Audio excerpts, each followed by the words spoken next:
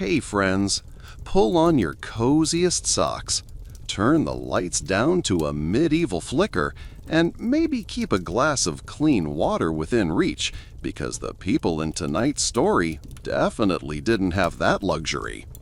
Before we tumble back through the centuries, remember to hit the like button only if these history rambles help you drift off instead of doom scroll, and subscribe so you never miss another Midnight Misery tour. Sound good? Great. While you're at it, pop into the comments and tell me where in the world you're listening from and what unholy hour it is on your clock. I love seeing the global insomnia roll call light up. Now, soften that pillow and imagine the year is 1384. You're in a timber-framed cottage on the edge of a mud-slick village that smells like boiled cabbage and goat sweat. Straw crunches underfoot, the hearth sputters, and outside, frost clings to everything except the gossip. Inside, a woman named Maud is in labor. Her third child if the parish register is to be believed, though numbers get fuzzy when half the kids don't live long enough for their first tooth. Her husband's pacing in the yard, muttering Hail Marys, and occasionally headbutting the doorframe because he's not allowed in. Childbirth, you see, is women's work. Men keep out unless invited to witness the miracle or haul away the aftermath. Enter Johanne, the village midwife. She's roughly 45, ancient by local standards, and her spine tilts left from years of carrying birthing stools, buckets of hot water, and the weight of everyone else's expectations. Her satchel rattles. Beeswax candles, a sliver of St. Margaret's girdle, a pewter spoon, 2 iron pins, a rusty lancet, and a flask of fortified ale. She owns no license because there is no licensing, only reputation, and hers hangs by a fraying thread. 2 summers ago, a stillbirth on a humid night nearly got her branded a witch. A neighbor swore she heard Johanne chanting Latin spells. In truth, Johanne can't read, let alone conjure. But rumor sticks like pig mud. Tonight, she's risking more than rumor. The local bailiff recently reinforced the bishop's decree. Any midwife caught performing superstitious rites or mishandling a birth could face a fine so steep it would sink her household faster than a plague barge. And that's if she isn't sentenced to public penance barefoot through town. If the infant dies unbaptized, far worse, eternal blame for consigning an innocent soul to limbo. No pressure, Johanne. She scrubs her hands with gritty salt and pours lukewarm ale over them, closest thing to antiseptic this century offers. The cottage interior is dim, only a rushlight flickers. Maud's mother and 2 aunts circle like anxious hens, reciting psalms under their breath. One aunt fans incense to ward off evil spirits. The other sharpens a pair of shears on a stone, ready to cut the cord. Everyone's terrified. They have reason. In medieval Europe, childbirth is statistically more dangerous than going to battle with a wooden spoon. 1/3 of women will die from complications over their lifetime of pregnancies. Babies? Even worse odds. Johanne kneels beside Maud, palpates her belly with calloused fingers. The baby feels transverse, lying sideways instead of head down. That's top-tier trouble. She chews her lip, calculates. Rotate the baby manually? Pray for a miracle? Or send for Father Thomas to stand by for emergency baptism in case the child emerges half alive? Every minute she hesitates, Maud's odds bleed away. Midwives aren't just baby catchers, they're surgeons, anesthetists, and spiritual bodyguards, all while labeled mere women unfit for formal study. Universities, Oxford, Paris, Bologna, won't admit them. Male physicians in town charge sums peasants can't dream of. They'll show up only after the hard part's done, so they can take credit if the mother survives. Johanne has no textbooks, only oral wisdom passed from widow to widow. Which herbs numb, which prayers calm. Pennyroyal to dull pain, mugwort against hemorrhage, goose grease for perineal tears. She's memorized it like a secret litany. She nods to Maud's aunt. Warm cloths. To the cousin hovering near the door. Fetch more straw, and no men inside till I say. She's claiming space, building a female fortress. She grips Maud's hands, whispers, "We'll turn the babe together." Maud sobs but nods. They need cooperation, timed breathing, determined pushes, gravity on their side. Johanne guides Maud onto all fours, unorthodox but effective. She presses gently on the abdomen, coaxing the baby's head toward the pelvic brim. Sweat drips, Maud screams, somebody outside retches. An hour crawls by like winter molasses. Finally, the crown appears, bluish but there.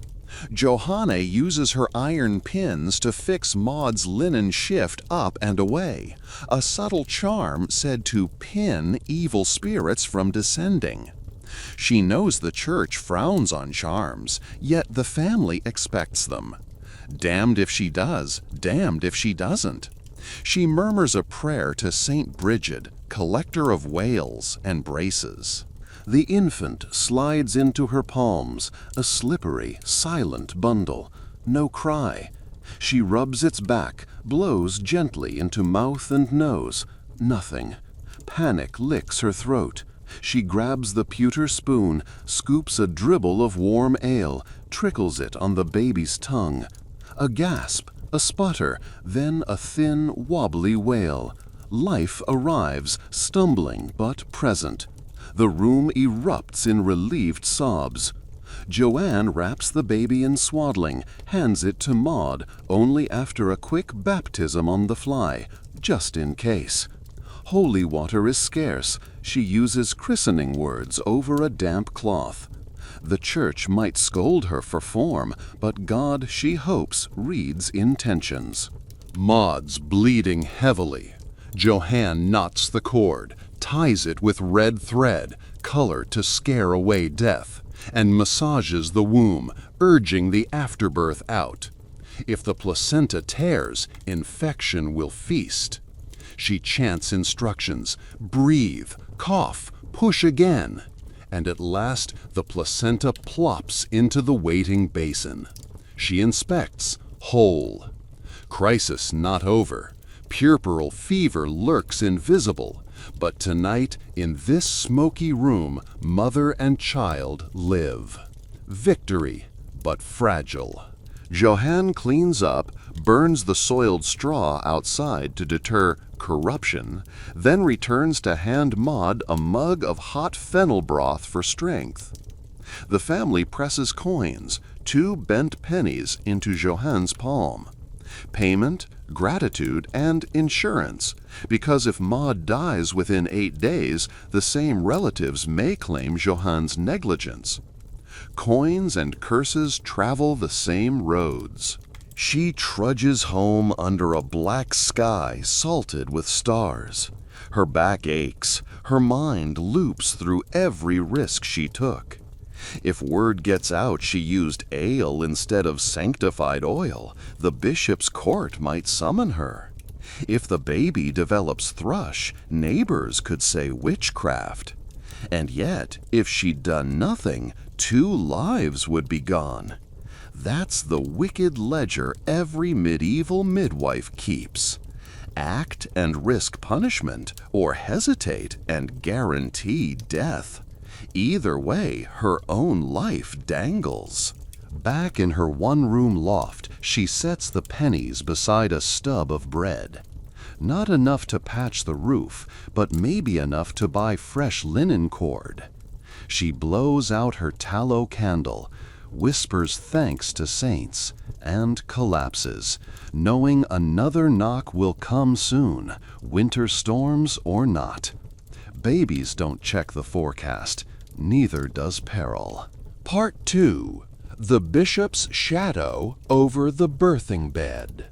All right, night owls, fluff that pillow and scoot a little deeper under the blanket, because we're about to tiptoe from Maud's smoky cottage into the stony corridors of power, places where a single wrong contraction could land a midwife in shackles. Quick reminder before we dive. If this ramble manages to drown out your anxious brain for even 5 minutes, tap that like button and subscribe so YouTube's algorithm knows you prefer lullabies laced with medieval misery. And as always, sound off in the comments with your coordinates and local time zone. Seeing you folks tune in from Reykjavik at 4 a.m. or Manila at noon makes the History Campfire feel wonderfully crowded. So, picture dawn breaking over our little English shire, icy mist curling around church spires. Joan, our road-weary midwife, hasn't slept more than 2 hours in a month, and today she's been summoned, formally, to St. Giles to renew her oath. Yep, medieval midwifery isn't just washcloths and whispered prayers. It's legal tightrope walking under a cathedral ceiling. Inside the nave, incense hangs like spectral laundry. A handful of women clutch coarse shawls, waiting their turn. The bishop's vicar, all righteous wrinkles and cinnamon breath, unfurls a dog-eared parchment. One by one, he forces each midwife to swear she will. Baptize in extremis if the priest is late, using proper Trinitarian words, not freestyle rhymes. Shun sorcery. No tying knots in cords to delay labor. No drawing circles in ash. No mumbling charms older than Moses. Report any unchaste mother who hides the father's name, or, God forbid, tries to smother a bastard newborn in secret. Break the oath, and the punishments range from fines the size of 3 pigs to ritual humiliation. Barefoot procession through town, white sheet over the head, everyone chanting De Profundis like you're a walking corpse. Repeat offenders meet the pillory or worse, especially if a dead infant can't be explained away by God's will. Remember, medieval Europe loves a scapegoat the way geese love grain. Joanne raises her right hand. She said these lines every Easter since she turned 20, but each year the words taste chalkier. I will neither fashion nor permit any witchcraft, nor will I conceal any deed that offends Holy Church. The vicar eyes her as if her freckles spell heresy. She signs the parish register with a shaky X, illiteracy immortalized in ink, and pays 1 penny administration fee, which mostly finances the vicar's imported claret. Oath complete, but the danger isn't over. In this century, midwives are expected to double as the church's eyes and ears. If Johann suspects a newborn's father might be the local monk or a passing troubadour, she's supposed to spill. Failure to snitch brands her accessory to sin. But tattling also means enraging neighbors who share her soup pot. Either path could end with rocks through her shutters. She shoulders her satchel and limps toward the market square, hoping to barter for fresh goose fat. A bearded peddler yells, "Witch grease for your warts!" Someone else hawks dried cat guts as loot strings. Ordinary Tuesday, except, boom, cathedral bells slam the air. The sheriff's men drag a woman onto the platform, Cecily, the brewer's wife, accused of newborn murder. The crowd coagulates, farmhands, housewives, a trio of grim nuns. Gossip zips through like fleas.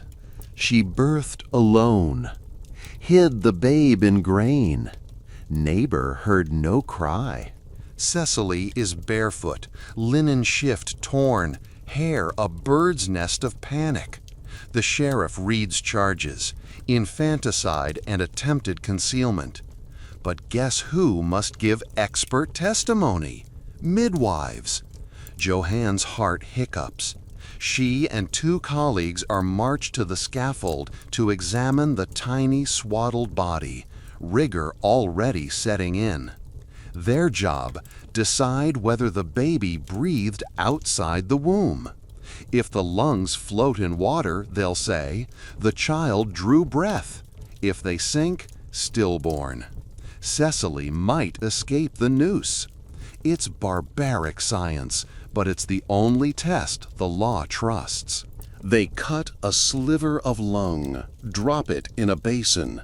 It floats like wilted thyme. Murmurs ripple, alive at birth. Eyes swivel to Cecily. She wails that the devil pinched the infant's windpipe. The sheriff knots the rope anyway. Joanne's verdict just marched a woman to execution. She staggers away, bile climbing her throat. A midwife is sworn to protect life, yet here she's the hinge pin in a death sentence. One slip could spin the gallows her direction. If Maud's baby had fallen silent last night, Johanne might be the one hauled forward. This is the razor's edge. Help deliver, baptize, testify, condemn. One career, 4 different masks, none safe. Later, she sits by the riverbank, letting cold water numb her wrists. That's when Marmion, a lanky friar with breath like pickled herring, shuffles over. He wants to commission her for the abbess of St. Mildred's. Nuns need midwives too, for reasons politely unspoken. Technically, the sisterhood vows chastity, but bodies don't always read rule books. A pregnant nun equals scandal squared. If Johanne assists and keeps quiet, she risks her soul. If she refuses, she loses 5 silver groats and the friar's protection at court. Either choice, landmine. Let's zoom out for a minute. Across Europe, midwives face similar tight spots. In France, they're forced to memorize prayers in Latin they can't decode, because a slip of grammar might invalidate a baptism. In parts of the Holy Roman Empire, they need town council permission to practice, renewed yearly after male doctors grill them on imaginary medicines. Don't pass? Off the rolls. In Italy, newly invented surgeons' guilds want to bar women entirely. So midwives navigate back alleys of legality, scraping enough credibility to keep working while dodging every powerful man who fancies himself an obstetrical expert. Remember, too, that male physicians rarely attend average births. They step in only when aristocrats are involved. Speaking of which, let's cross the channel to London, 1392. In a candlelit chamber inside Baynard's castle, Lady Eleanor Percy, nobility dripping from every ring, is in obstructed labor. Her husband's already bribed 2 astrologers, a barber surgeon, and a relic merchant selling splinters of the true cross. Nothing helps. So they fetch the city's most respected midwife, Goody Alice of Cheapside. Credentials? She once saved a countess and owns a silver cross blessed by the Pope. That's enough. But because Eleanor's carrying an heir tied to estate succession, the stakes rocket. If the baby dies, rival cousins inherit. Political vultures circle, hoping Goody Alice slips. The chamber is crammed, priest, wet nurse, 2 lawyers literally writing the infant's will in case it emerges breathing, then croaks before sunset. Imagine trying to rotate a breech baby while half the ruling class hovers, quill in hand. Goody Alice orders everyone but her aides to clear back. She then does the unthinkable. She uses a birth hook, a slender iron crook, to snag the infant's foot and guide it. Horrific, but sometimes life-saving. She murmurs psalms, pulls carefully. After agonizing minutes, a boy slides free, bawling like Judgment Day. Cheers erupt, papers signed, estate secured. Except, hours later, Lady Eleanor hemorrhages. Physician blames Alice for rough handling. Rumors streak through court. She mangled the mother for coin. Alice is hauled before the Guild of Surgeons. They want a scapegoat. Her reputation's the cheapest sacrifice. She's fined a year's earnings and banned from aristocratic births. One complication erased 2 decades of success. For midwives, triumph is ephemeral. Liability is forever. Back to Johanne's village. That evening, she opens her battered herbarium, parchment scraps smeared with soot. She catalogues plants by moonlight. Shepherd's purse to stem bleeding, valerian for anxiety, ergot cautiously for postpartum expulsion. Collecting these greens risks trespass charges because many grow in the Lord's forest and are technically his property. She sneaks out before dawn with a basket, hoping the gamekeeper's snoring. If caught, she could be fined for theft or rumored witchery, since women who know too much about herbs must consort with devils. Never mind that male apothecaries hawk the same concoctions, markup included. Joanne's least favorite chore? Virginity inspections. When a bride's chastity is questioned, elders summon a midwife to examine her hymen, an absurd, invasive ritual. If Joanne declares the membrane intact, the marriage proceeds. If compromised, dowries evaporate, families feud, sometimes knives flash. Science? Zero. Political theater? Absolutely. And if her verdict displeases the wrong patriarch, she risks assault. Yet declining the job also invites suspicion. Why refuse unless you traffic in sin? Heads or tails, she loses. Let's eavesdrop on one such episode.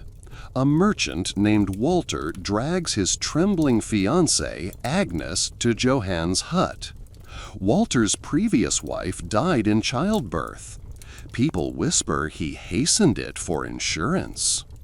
Walter demands confirmation Agnes is untouched.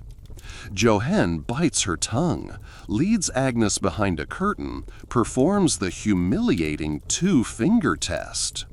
Truth is, hymens vary wildly.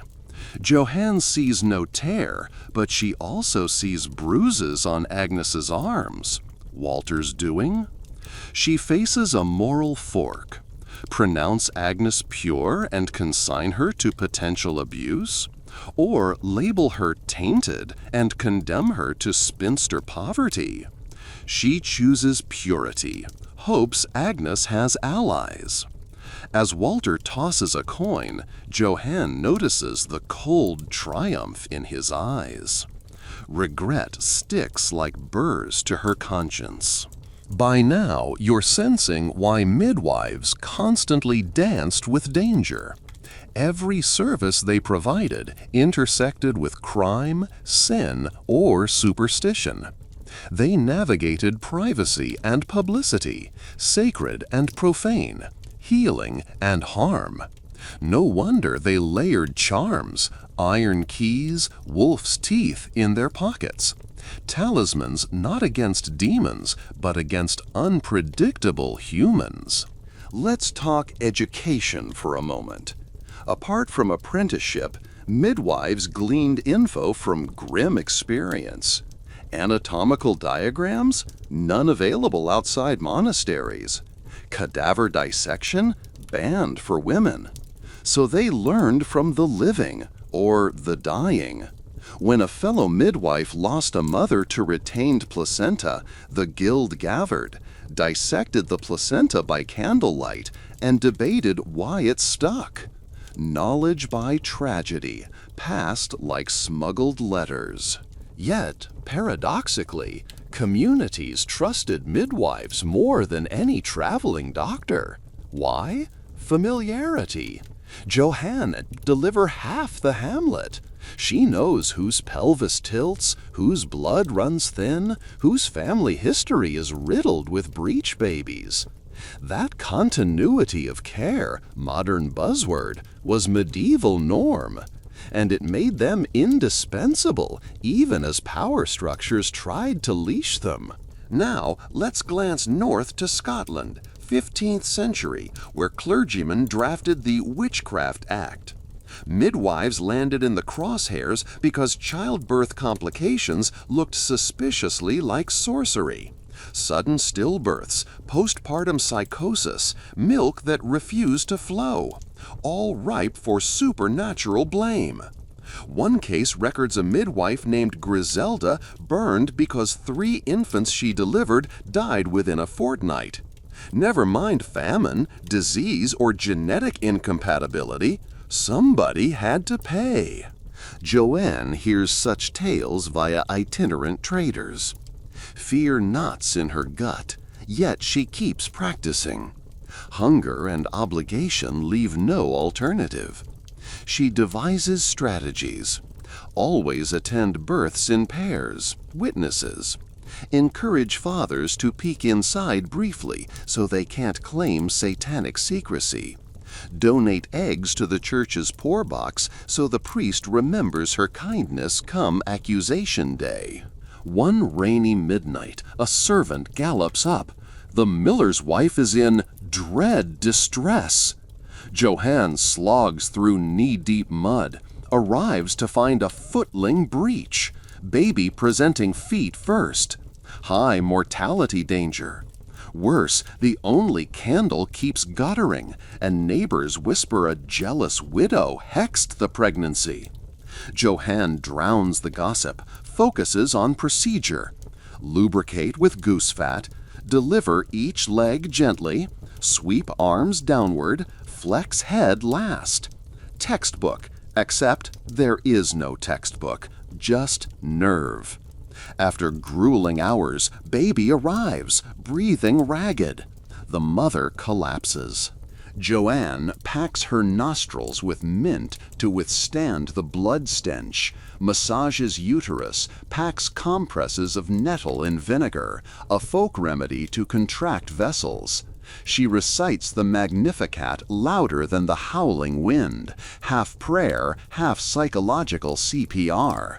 When dawn smolders, both mother and infant still draw breath. Victory number 2 this week. The miller hands her a burlap sack of rye, but the grin on his face freezes when thunder cracks. Omen, he mutters.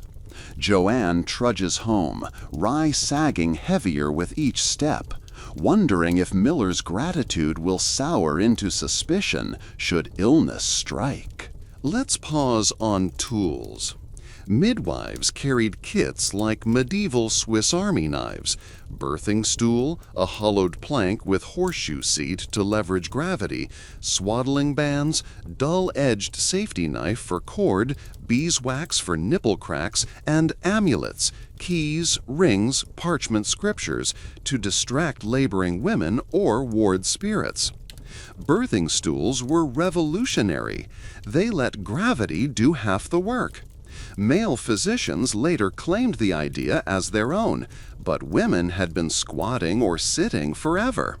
Still, if a labor ended badly, inquisitors sometimes seized the stool as incriminating apparatus, burning it alongside the midwife's herb jars. Evidence, they called it. Superstition, ironically. All right, listeners, check your eyelids. If they're heavier than a sack of stones, mission accomplished. In Part 3, we'll venture inside castle walls to witness royal midwives juggling etiquette, astrology, and murderous court intrigue, including the time one poor soul was blamed for birthing a prince with a red birthmark shaped like a dragon. Bad omen, heads rolled. We'll also peek at the Black Death's effect on maternity wards. Spoiler, not a good look. Part 3. Royal Deliveries and Courtly Catastrophes. Hey, night shift historians, shake the crumbs off your duvet and give the volume knob a tiny nudge. If you're new here, smash that like button like a medieval cook pounding garlic and hit subscribe so you don't miss the next dose of sleepy time dread. And while the intro music fades, drop your city and local time in the comments. I'm still reeling from last week's shout-out to whoever tuned in from a research station in Antarctica. Midwives' nightmares apparently travel farther than penguins.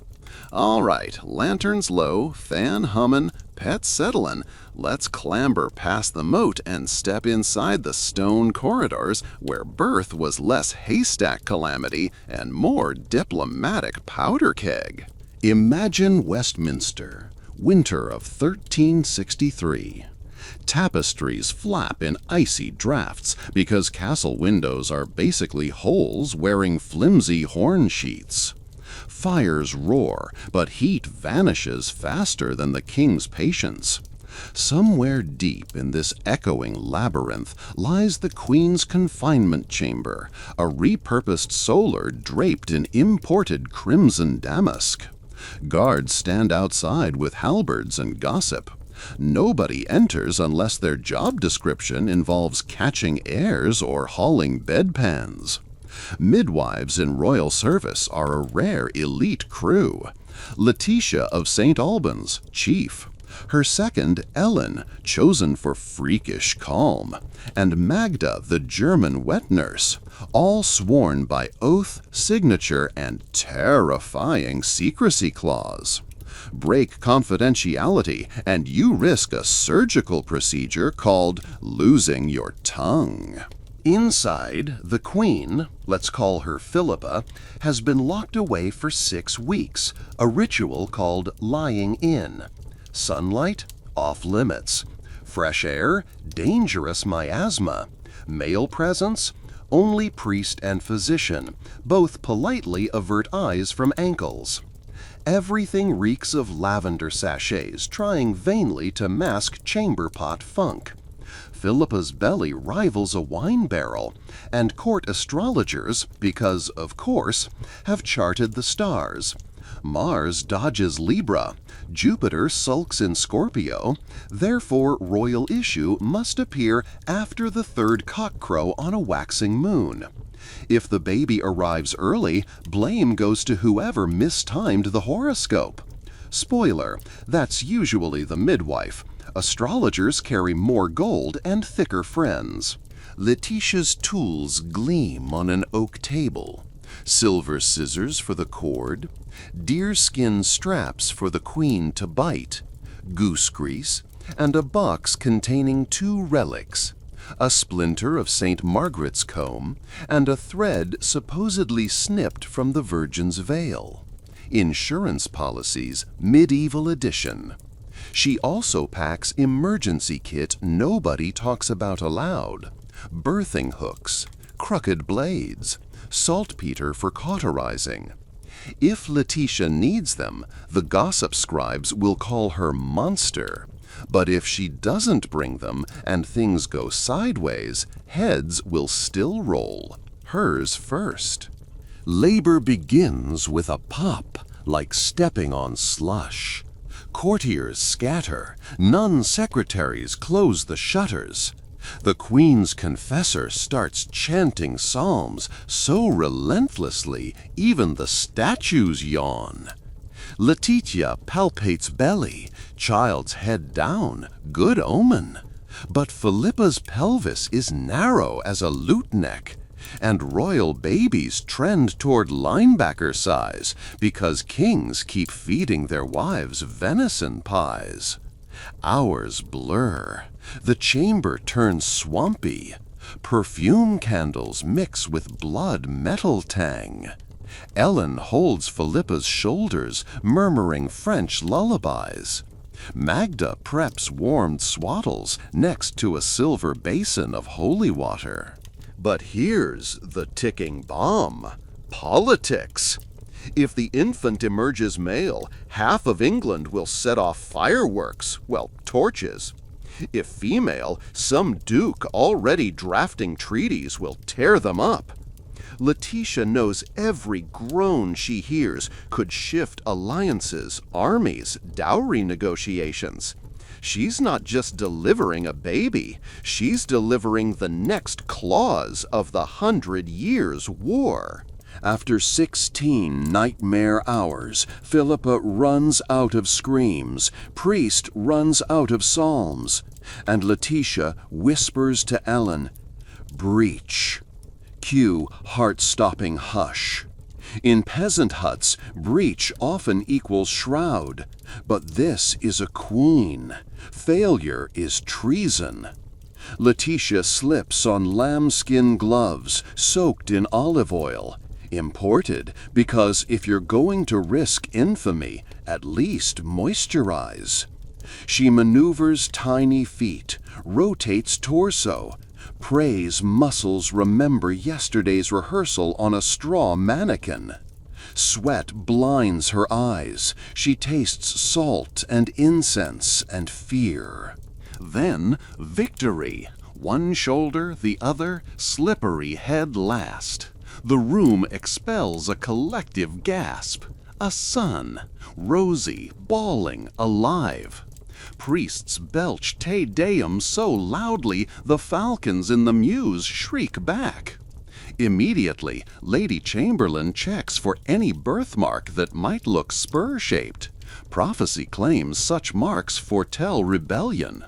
She finds only a freckle, but she'll watch it. Letitia clamps cord, inspects Queen for tears, starts the dreaded womb fumigation ritual. Hot coals under the bed, sprinkled with frankincense and, brace yourself, dried beaver musk. Supposed to chase away evil air, more likely to smoke cure everyone like ham. But midwives' risk doesn't clock out when the baby swaddles. There's afterbirth politics. Protocol requires 2 witnesses to confirm legitimate male heir. One is the king's mother-in-law, sharp-eyed hawk. The other is a scribe from the exchequer. Letitia must let them peek at the newborn's unwashed, screaming face while ensuring umbilical stump isn't trod upon, or else infection sets in and blame boomerangs. She opens swaddle an inch, just enough. Signatures acquired, parchment sealed with wax, lineage secured. Good? Not yet. If baby dies in the first 40 days, common. Letitia's reputation tanks. Clergy might claim God withdrew his favor because of hidden sin. She could find herself accused of negligence or sorcery, even though neonatal sepsis doesn't care about titles. Flash forward 6 weeks. Royal christening parade stomps through cathedral. Letitia stands in the back, wearing a borrowed satin cloak. eyelids fluttering. She hasn't slept more than cat naps. She pumps breast milk from wet nurse's supply to check quality. She sniff tests the Queen's lochia bandages for infection smell, metallic, sour. Court physician still pockets thrice her pay, but takes credit publicly. His treatments preserved the Queen. Letitia smiles thinly. If he inserts himself any farther into her achievements, he'll need forceps.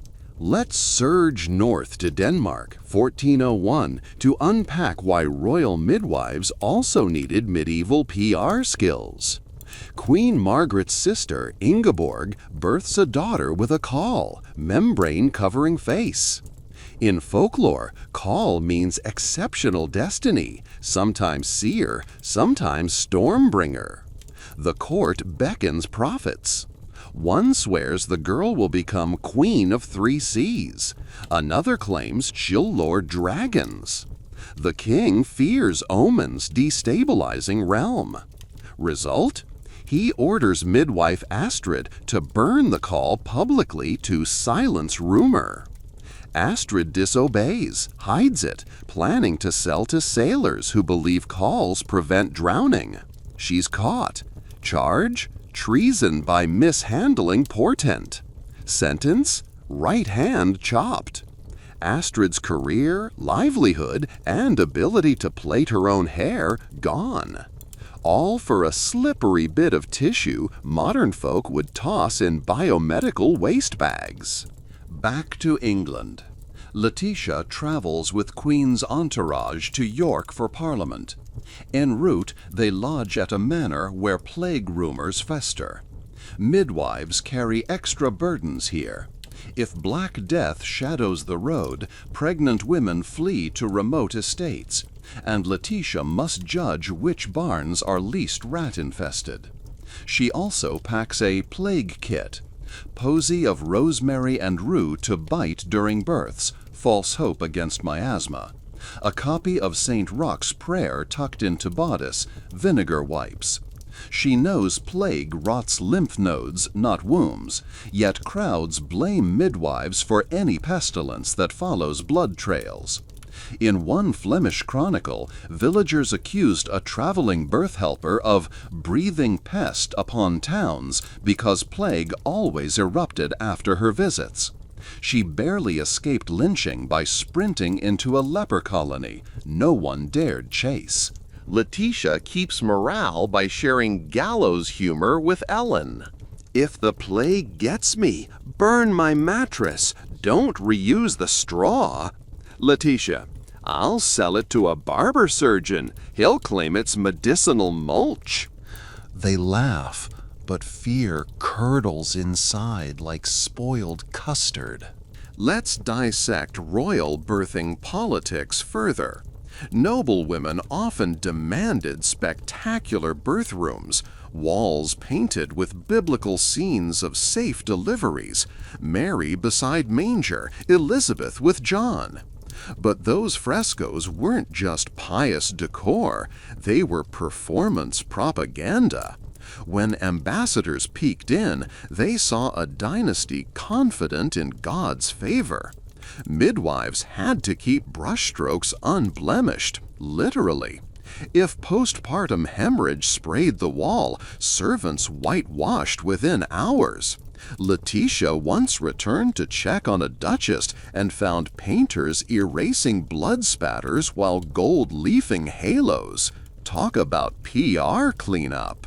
Now remember earlier we teased the dragon-shaped birthmark story? Buckle up. Burgundy, 1455. Duchess Isabel delivers a boy with a fiery red patch on his shoulder resembling, if you squint and sip enough Madeira, a winged serpent. Local lore, dragon mark equals future tyrant. The Duke's rivals pounce, claiming omen invalidates succession. Midwife Jean insists it's just a vascular bite. Stork kiss, modern docs call it. But theologians convene, physicians deliberate, astrologers calculate. Consensus? Unclear.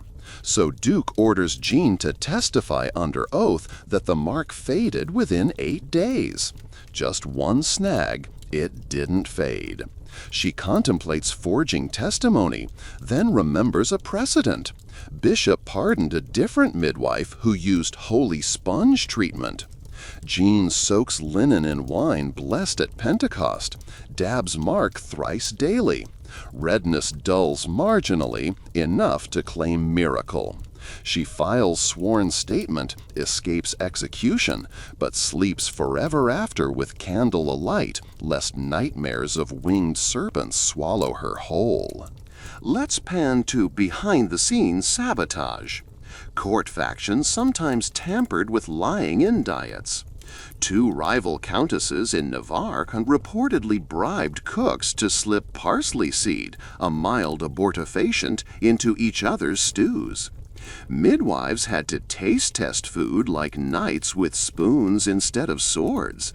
Letitia learned to recognize suspicious bitterness, yet tasting too much risked purging spells that left her dizzy during critical deliveries. She'd rather juggle breech twins than navigate kitchen feuds. Speaking of twins, when identical boys popped out of Castilian Princess Maria in 1470, jubilation turned to panic. Succession laws mentioned primogeniture, but how to prove firstborn by seconds? Midwife Catalina tied scarlet thread around the wrist of the one she delivered first, biblical nod to Tamar's twins. Yet gossips alleged she switched threads to curry favor with a bribe-paying uncle. Investigation launched. Catalina stood firm, produced sworn testimonials from 2 laundresses who witnessed tie-on. She survived, but her reputation remained a chew toy for lawyers until she died of apoplexy, likely stress stroke. In every royal nursery, midwives also managed wet nurse recruitment. Milk supply could outrank gemstones in value. Wet nurses were selected via bizarre tests. Squeeze breast onto slice of bread. If milk soaks evenly, good omen. If bead-like drops, cold milk, reject. Letitia once oversaw audition where a nurse fainted from nerves. Court physician called her melancholic. Queen, however, loved the nurse's lullaby voice, overrode the verdict. If baby later fell ill, guess who'd be scapegoat? Letitia, for allowing unsuitable humors through defective milk. No wonder she developed ulcers. Let's pivot to religious minefields. Church doctrine required infants be baptized ASAP lest they perish unshriven. In palaces, priests raced from chapel with steaming fonts. But if baby emerged limp and midwife judged it still breathing faintly, she had mere seconds to perform emergency baptism, using, yes, spit or wine if water absent. Letitia practiced whispering formula accurately while massaging tiny chests. Once she fumbled a Latin syllable, filioque became garbled. The confessor glanced daggers. Wrong word could brand baptism invalid, soul adrift. She repeated properly, sweating bullets. Good thing infants can't lodge pronunciation complaints. Royal midwives also curated birthing music. Minstrels plucked lutes outside doors to soothe laboring mothers. Wrong tune, bad omen. When a lute string snapped during Austrian Archduchess Anna's push, attendees gasped. String snapping augured snapped life. Midwife Dorothea ordered musicians to switch to psaltery, fast. Baby survived, but rumor blamed that tremor in D minor for future limp the boy developed age 6. Dorothea spent years insisting correlation doesn't causation. Medieval years weren't big on statistics. By now, the candle stub in your room might mirror Letitia's taper, guttering but determined. Before we dim completely, let's peek at the financial side. Court midwives could earn handsome stipends, velvet gowns, pensions, occasional grazing rights. But those perks vanished the instant a noble died on their watch. Widow of a failed delivery often sued for malpraxis. Compensation? Everything she'd earned. Some monarchs therefore issued indemnity letters shielding favorite midwives. Others offered hush money, gold in exchange for silence about defects. Letitia clutches one ratty parchment promising royal protection, but she knows it's worth less than a wooden groat if scandal erupts. Okay, friends. Eyelids heavy yet? If not, visualize Letitia trudging back to her quarters past torch-lit corridors, hands raw from lye soap, ears still ringing with childbirth shrieks and chanting monks. She slides her tools into a cedar chest, whispers a prayer to St. Bridget, and stretches aching spine. Only to hear frantic knocking. Another noblewoman 2 floors up just went into premature labor. The cycle never stops, and neither does the danger. Part 4. Death lurks in every cloister and camp. Hey, Insomnia Squad! Welcome back to this historical slumber party, where the candlelight is cozy, the tales are gruesome, and the like button sits there as lonely as a plague cart without bells. Do me a tiny favor, poke that thumb if these midnight rambles keep you company, and sling your coordinates plus local time in the comments so I can pin a map of fellow night owls. Last video, someone chimed in from a cargo ship in the mid-Pacific.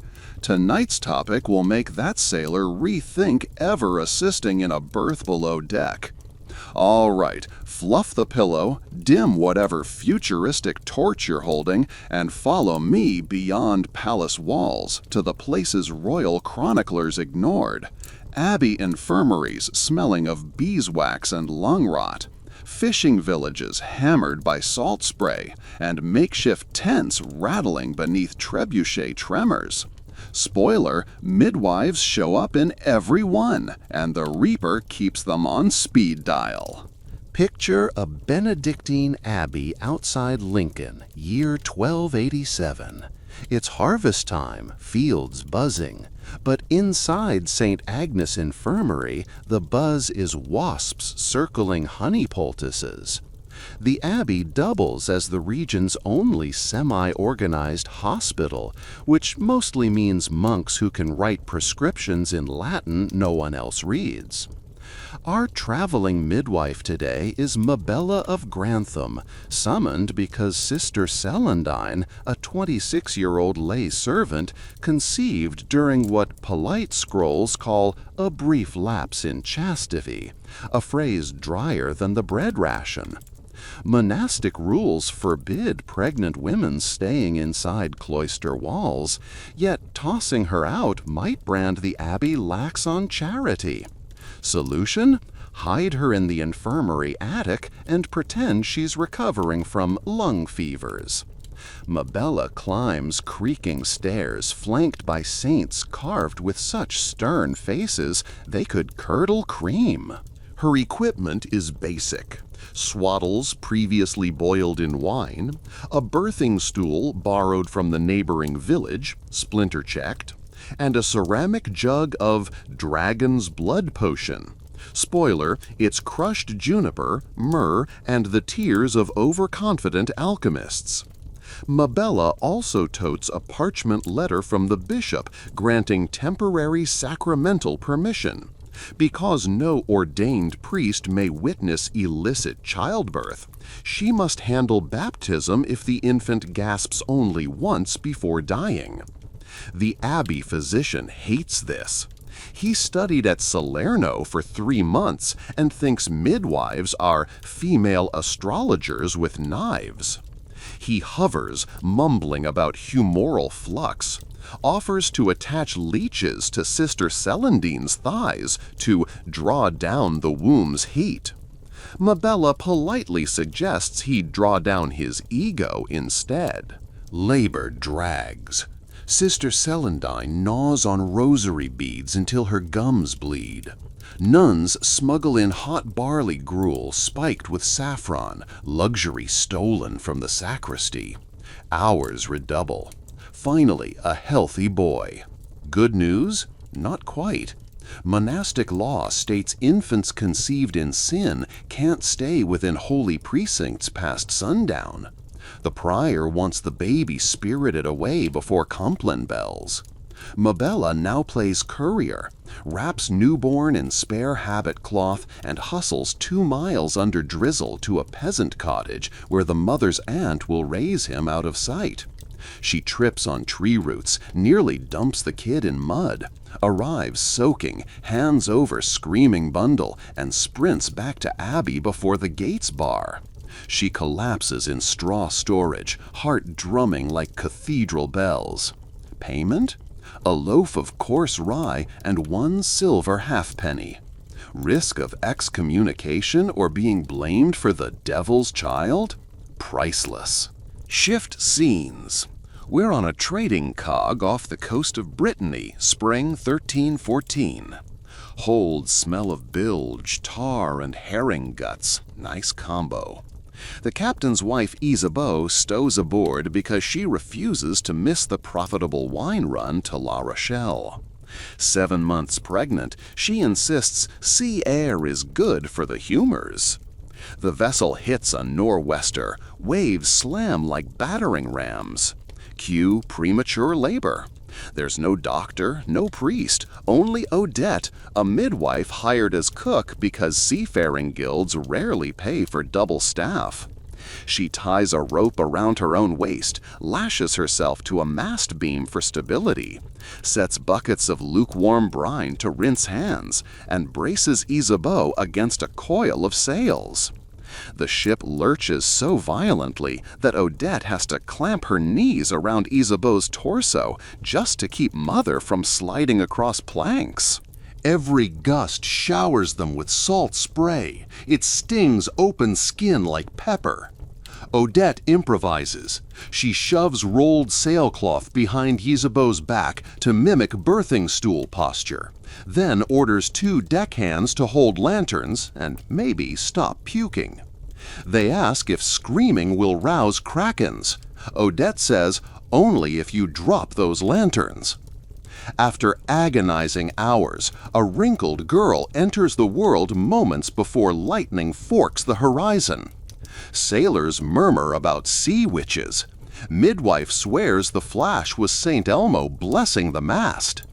She performs baptism with barrel water mixed with a teaspoon of wine, closest thing to holy water, and prays the parish priest back home will rubber stamp it. But the real terror begins when the placenta doesn't expel. On land, you massage and wait. At sea, every hour raises risk of hemorrhage while the ship still thrashes. Odette concocts an herbal tincture of squill and dock leaves, massages abdomen, manages expulsion.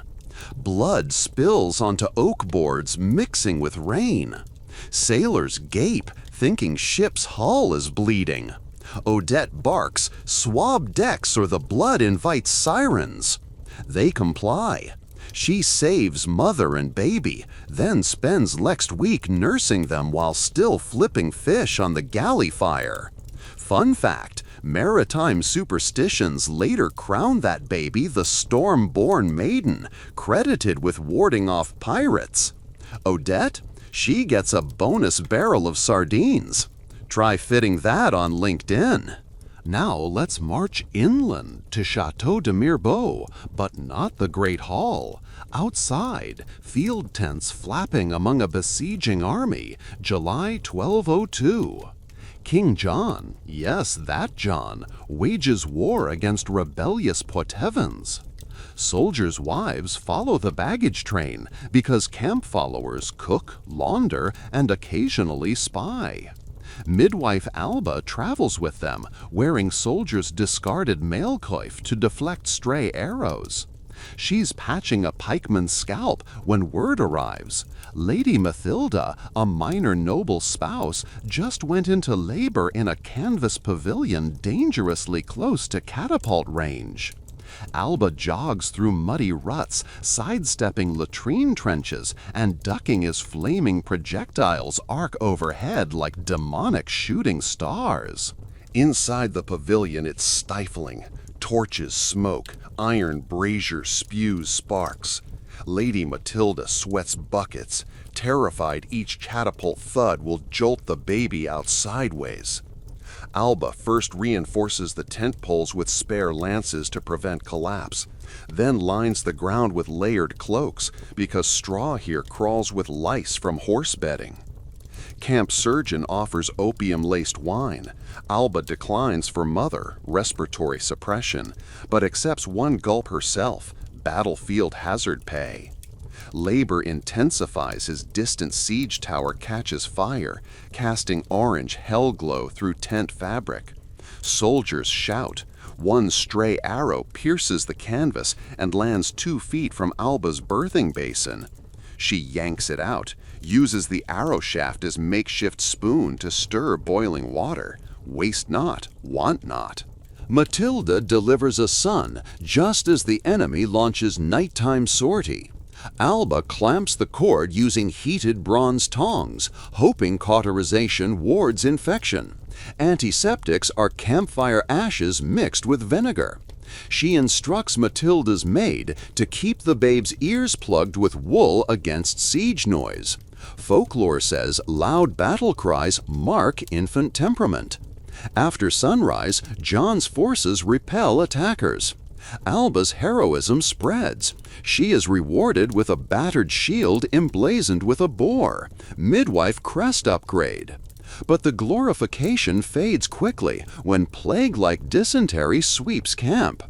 Alba pivots from childbirth to triage, proves midwives aren't single skill. They're emergency Swiss Army knives. Sadly, she contracts the flux, survives thanks to chewing willow bark, only to discover her hazard pay flagged pending Royal Treasury review. Medieval payroll, folks. Let's wander to a small pilgrim stopover in Galicia, 1379. The shrine village hosts wanderers hiking Camino de Santiago. Pilgrim women occasionally go into labor mid-pilgrimage. They believe giving birth on Holy Road grants child lifelong divine guidance. Midwife Iria runs a thatched pilgrim hostel, part inn, part field hospital. Tonight, a Moorish convert named Fatima, 8 months along, staggers in after 30 kilometers. Local zealots sneer. Moorish blood taints sacred ground. Fatima's water breaks while she's still at threshold. Iria hauls her inside before the priests can protest. Problem. Fatima's pelvis was injured years earlier during flight from Granada. Bones healed crooked. Baby's shoulder gets stuck. Shoulder dystocia. Modern practitioners use McRoberts maneuver. Iria invents her own.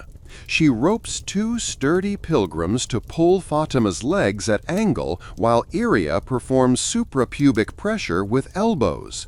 Success, but child isn't breathing. Iria grabs goat horn, sucks mead into it, blows into baby's mouth for primitive resuscitation. Still nothing. She slaps souls, not too hard. Cough, wail, life returns. The surrounding crowd gasps. Some call it miracle. One xenophobic pilgrim mutters sorcery. Iria doesn't care.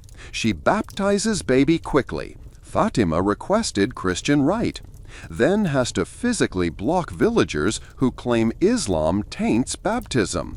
A sympathetic monk intervenes, citing doctrine of universal grace. Crisis diffused, but Iria adds yet another item to midwife job description: riot control.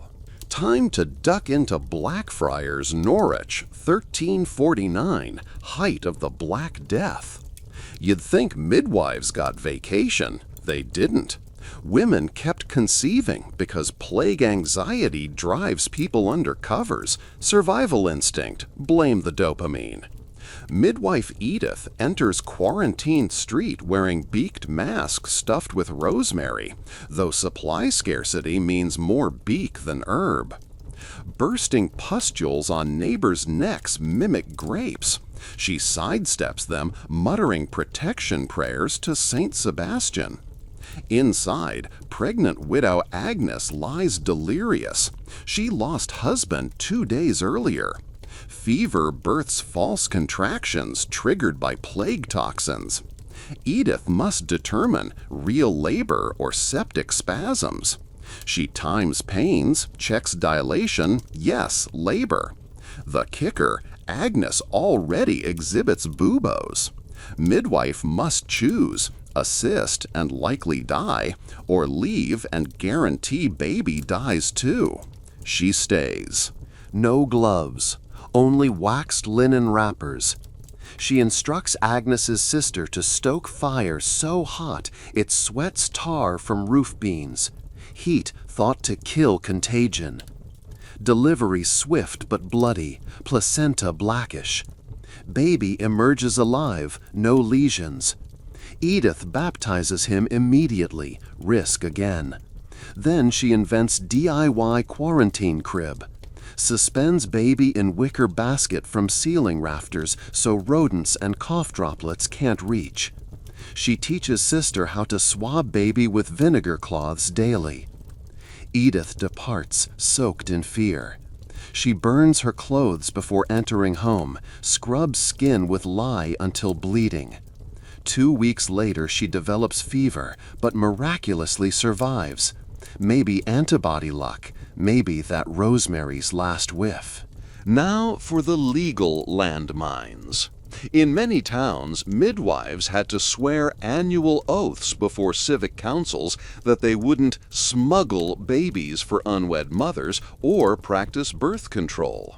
Break oath, fines, flogging, exile. Records from Lübeck show midwife Gertrude fined for concealing twins, suspected of selling second-born to baron nobles. She likely only miscounted before placenta fooled her. Financial ruin ensued. She ended as alehouse maid.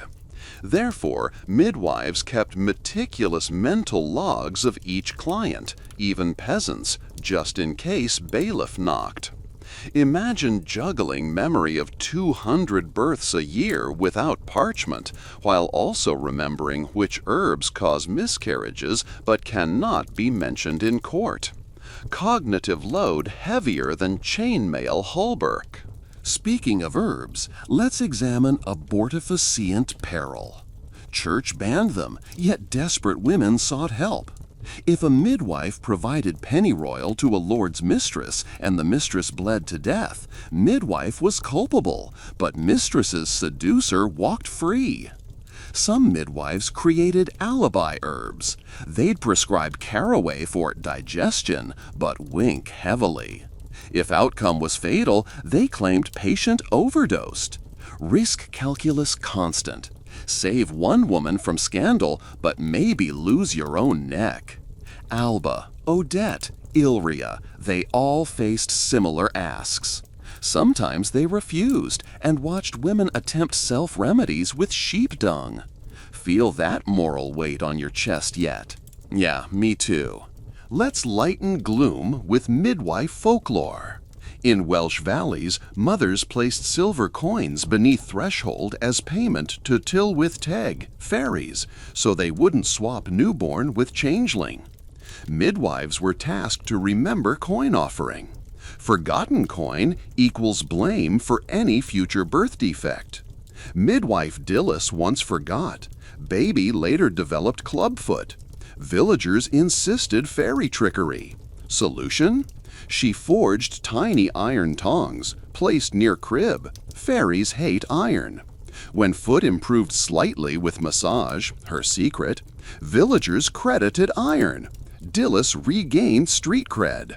So midwives became folklore technicians, installing anti-changeling devices like horseshoes, garlic wreaths, ash crosses, early home security systems. Now, get comfy for a case study in medical martyrdom. Town of Tournai, 1422. Pregnant baker's wife Catherine convulses from eclampsia. Seizures confuse villagers who think she's possessed. They fetch priest. He wants exorcism. Midwife Sabine races over with agenda. Manage seizures, save baby. She orders room darkened, places padded wooden spoon between Catherine's teeth, and rubs lavender oil on temples. Priest objects, smells pagan. Sabine threatens to accuse him before bishop of negligence. He pulls rank. God's law overrides women's remedy. Town council sides with priest. He drapes stole, chants Latin, Catherine keeps seizing. Sabine sees time draining, pushes priest aside, scandal, and starts manual delivery. Forceps weren't mainstream yet, but she owns a prototype. 2 curved iron spoons from a smith who owed her. She inserts carefully, extracts infant but lifeless.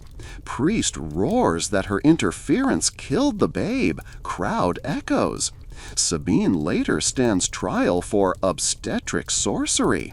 Her defense witnesses, women she delivered, plead. Verdict, banishment instead of burning, rare mercy. She disappears into records. Legend says she practiced under alias near Bruges. Moral? Courage sometimes yields exile, but midwives considered that an upgrade over pyres. Before your eyelids trip into REM, let's finish with quick toolbox tour of non-palatial kits. Birthing girdle. Parchment belt illustrated with saints worn under clothes. Midwife recites printed charm, then tightens belt. Placebo or early mental health support? Both. Seam ripper whistle. Small flute blown if midwife needed surgeon backup. Frequency high enough that only town dogs cared, but surgeons claimed they could hear across markets. Fire-heated pebbles, placed on lower back for pain relief. Also doubled as post-delivery hand warmers. Hedgehog spine amulet, clipped to cradle. Belief it pricked away evil spirits. Midwives kept spare spines in pouches. Try explaining that at customs. All right, history voyagers, we've trudged through cloisters, surfed storm decks, and ducked flaming arrows, all while catching screaming newborns. Our midwives endured austerity budgets, bigoted mobs, and plagues that didn't politely schedule around contractions. They improvised CPR with goat horns, baptized with seawater, and used arrow shafts as kitchen spoons. Talk about versatile job skills. Part 5. The First Forcep.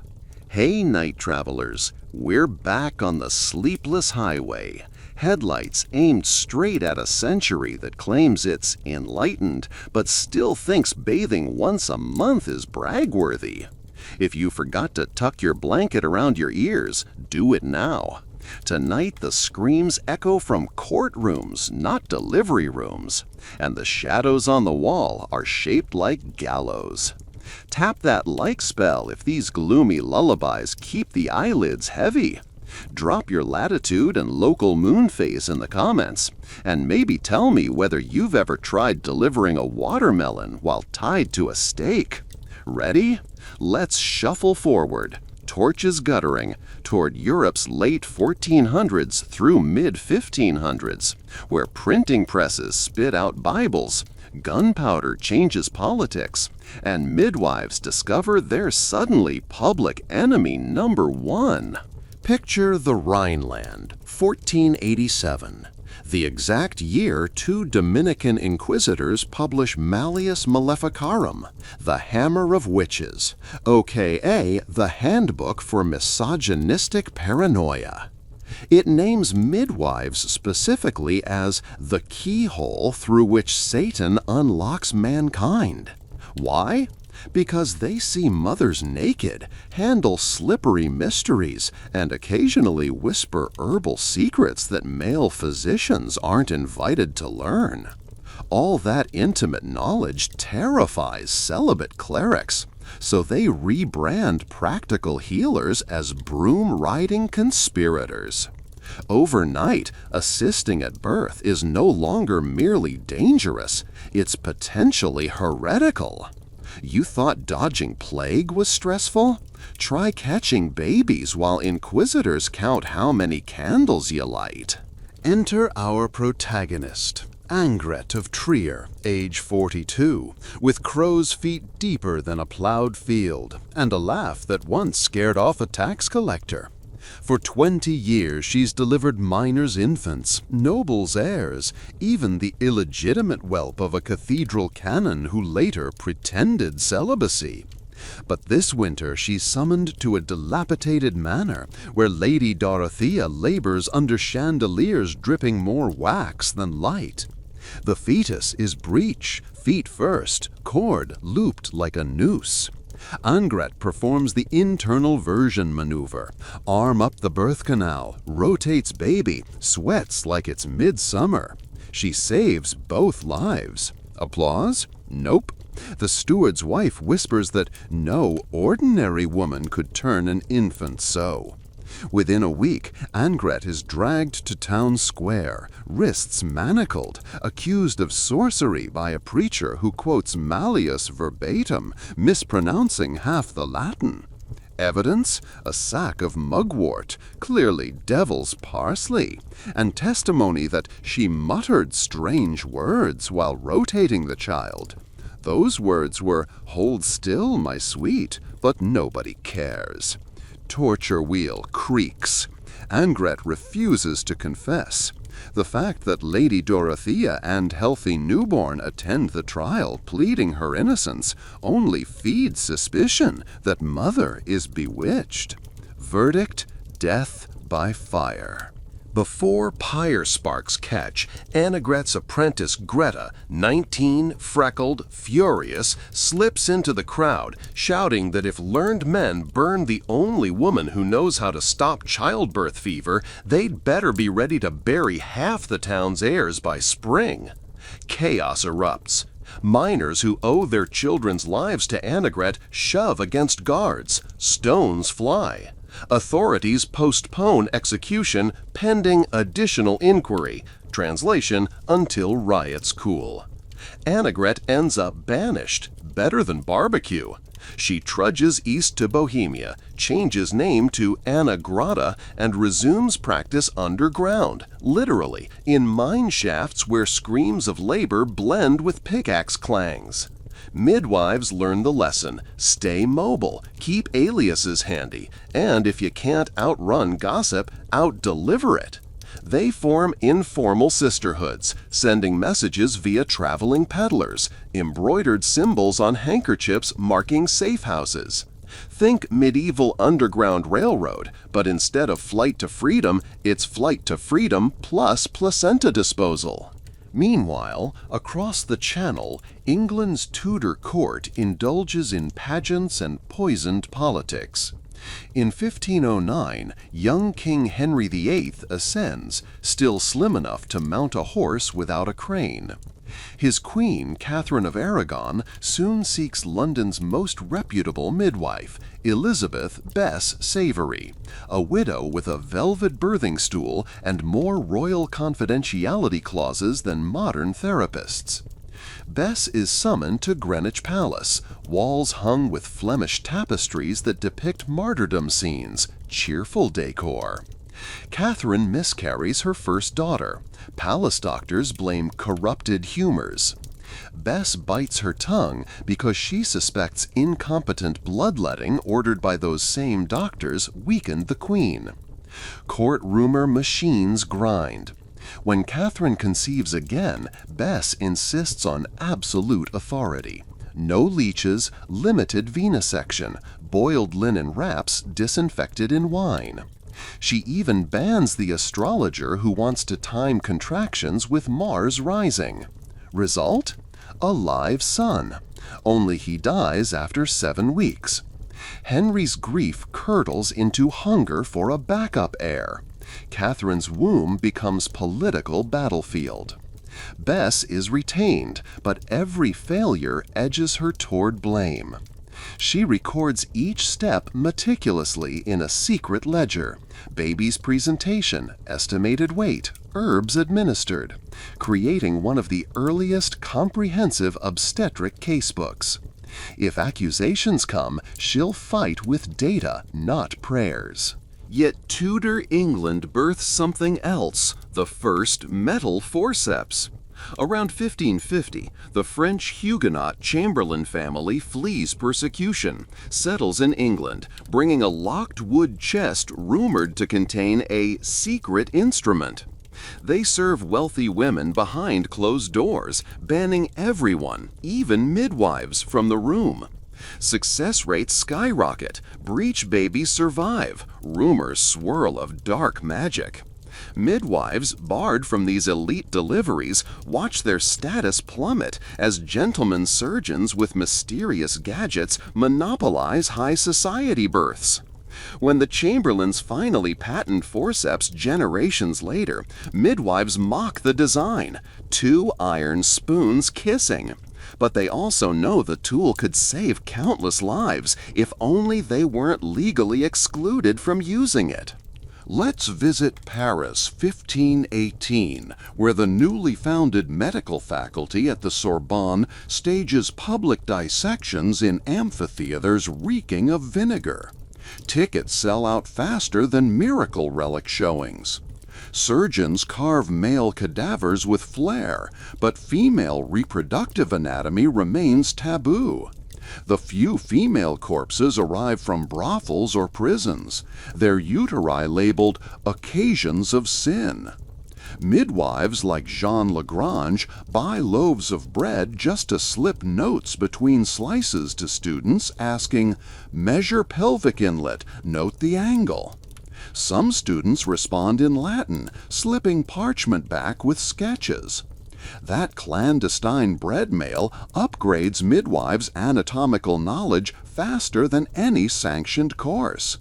Jean shares diagrams among colleagues, sketching pelvises in soot on cottage walls while boiling swaddles. So, despite institutional sabotage, grassroots education flourishes. Call it peer review by candlelight. Now saddle up for the Italian peninsula, 1527, sacked Rome smoldering, mercenary armies plundering. Midwife Lucia della Scala rides with a caravan of refugees toward Florence. One night, near the ruins of a burned barn, labor begins for Barbaria twins, daughters of a silk weaver. Twin pregnancies are dreaded. Medieval stats say one or both usually die.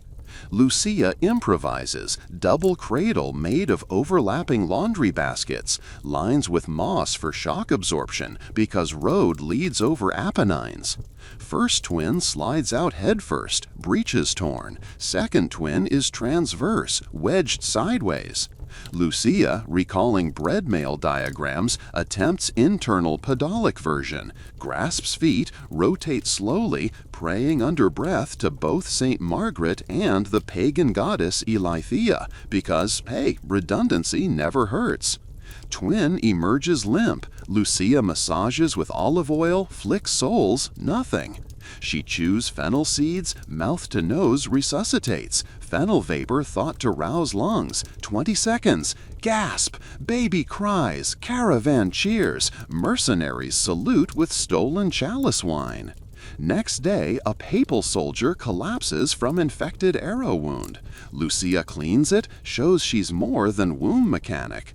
The mercenaries protect the caravan thereafter. Midwives, self-authored insurance policies. Zoom north to Sweden, 1543. King Gustav Vasa issues edict.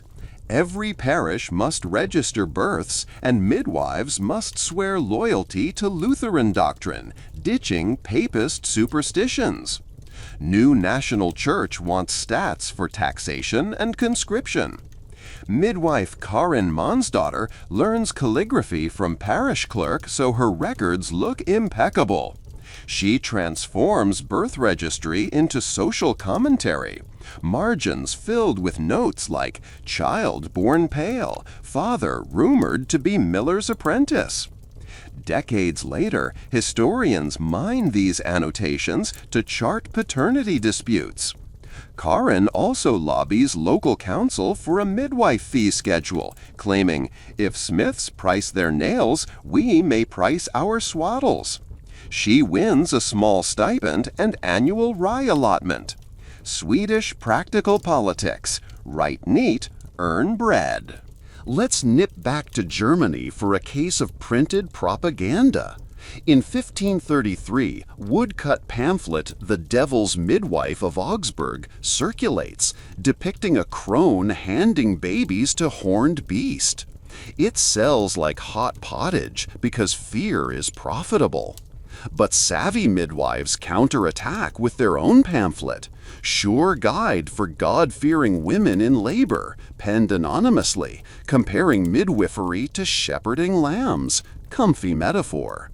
They printed in vernacular German so peasant husbands can read aloud while pacing outside birthing rooms. The guide includes prayer suggestions, yes, but also step-by-step illustrations of optimal birthing positions, squatting, stool, four-poster bed rope, all drawn from lived practice. It becomes underground bestseller, bootlegged across Hansa ports. For the first time, midwifery knowledge bypasses apprentice chains and jumps straight into households. Literacy quietly arms women against charlatans. Still, the witch hunt furnace keeps roaring. In Salem? Nope. Decades earlier and across the ocean. Bamberg, 1627. Yes, we're creeping into early 17th century because the mania spans centuries. Midwife Walpurga Hausmannen stands accused of killing newborns by kissing crowns. Translation: suctioning mucus from baby's head so it can breathe. A routine life-saving act misinterpreted as devilish. She's tortured with thumbscrews, confesses anything. Executed. Her case is copied into manuals as precedent. Fear now shapes practice. Midwives switch from mouth to crown clearing to using linen wicks twisted like candles to absorb fluid. Less efficient, more babies die, but midwives live marginally longer. Risk calculus again. Let's pause at a Renaissance anatomy theater in Padua, 1595. Seats rise steep as Colosseum, center slab illuminated by oil lamps. Professor Fabricius demonstrates dissected gravid uterus from an executed thief. Male students record measurements. Outside, midwife Costanza Bruni bribes custodian with candied almonds to peek during cleanup. She sketches fallopian tubes, Fabricius calls them ovarian horns, on goatskin notebook. Years later, she teaches pupils how to estimate tubal rupture risk from ectopic pregnancies, though she lacks that term. That stolen glimpse saves uncounted women, including, rumor says, a Venetian courtesan whose wealthy patron later endows Padua medical scholarships for deserving midwives. Knowledge leaks in the best way. Now, you might wonder, with all this persecution, why didn't midwives just quit? Because quitting meant communities lost obstetric care entirely, and they knew it. Think of Barcelona, 1551. Plague resurrects. Male surgeons flee coastlines. Midwives stay. City Council passes emergency ordinance granting them temporary immunity from witchcraft accusations, acknowledging their service crucial to the Republic. It's repealed 2 years later, but that brief moment shows authorities recognize reality even while preaching fantasy. Let's browse the tool evolution of the period. Birthing chair with adjustable backrest, invented in Flanders, allows semi-reclined, wealthy mothers so they can faint gracefully without choking. Midwives haul these collapsible contraptions like traveling sales reps. Tallow-coated swan quills, early catheters for postpartum urinary retention. Midwives collect quills after molting season. Swans, presumably not asked for consent. Rennet-soaked linen, placed over perineum. Enzymes thought to speed tissue knitting. Actually just smelled like cheese, but occasional placebo counts. Forceps copies. Blacksmiths spy on Chamberlain tool, forge rough replicas. Some weigh 2 pounds, requiring biceps. Midwives joke they're calf pullers. Still, they practice on dead goats until confident enough for humans. Let's not forget cultural cross-pollination. Sephardic Jewish midwives expelled from Spain settle in Ottoman Salonika, bringing Andalusian herbal lore.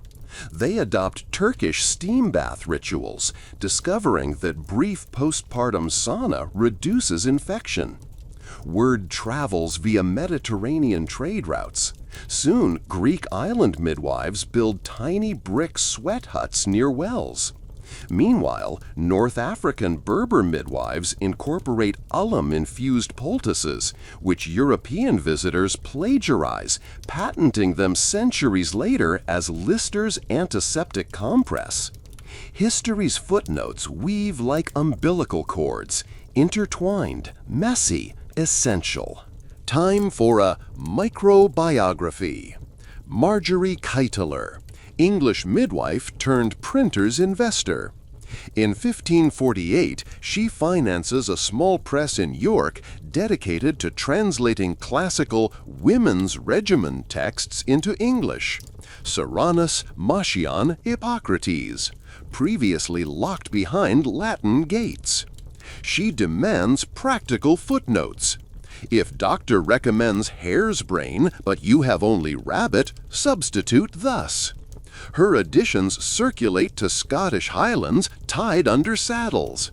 She dies at 73, rare longevity, credited to sipping nettle tea daily and never marrying a man who could confiscate her shop.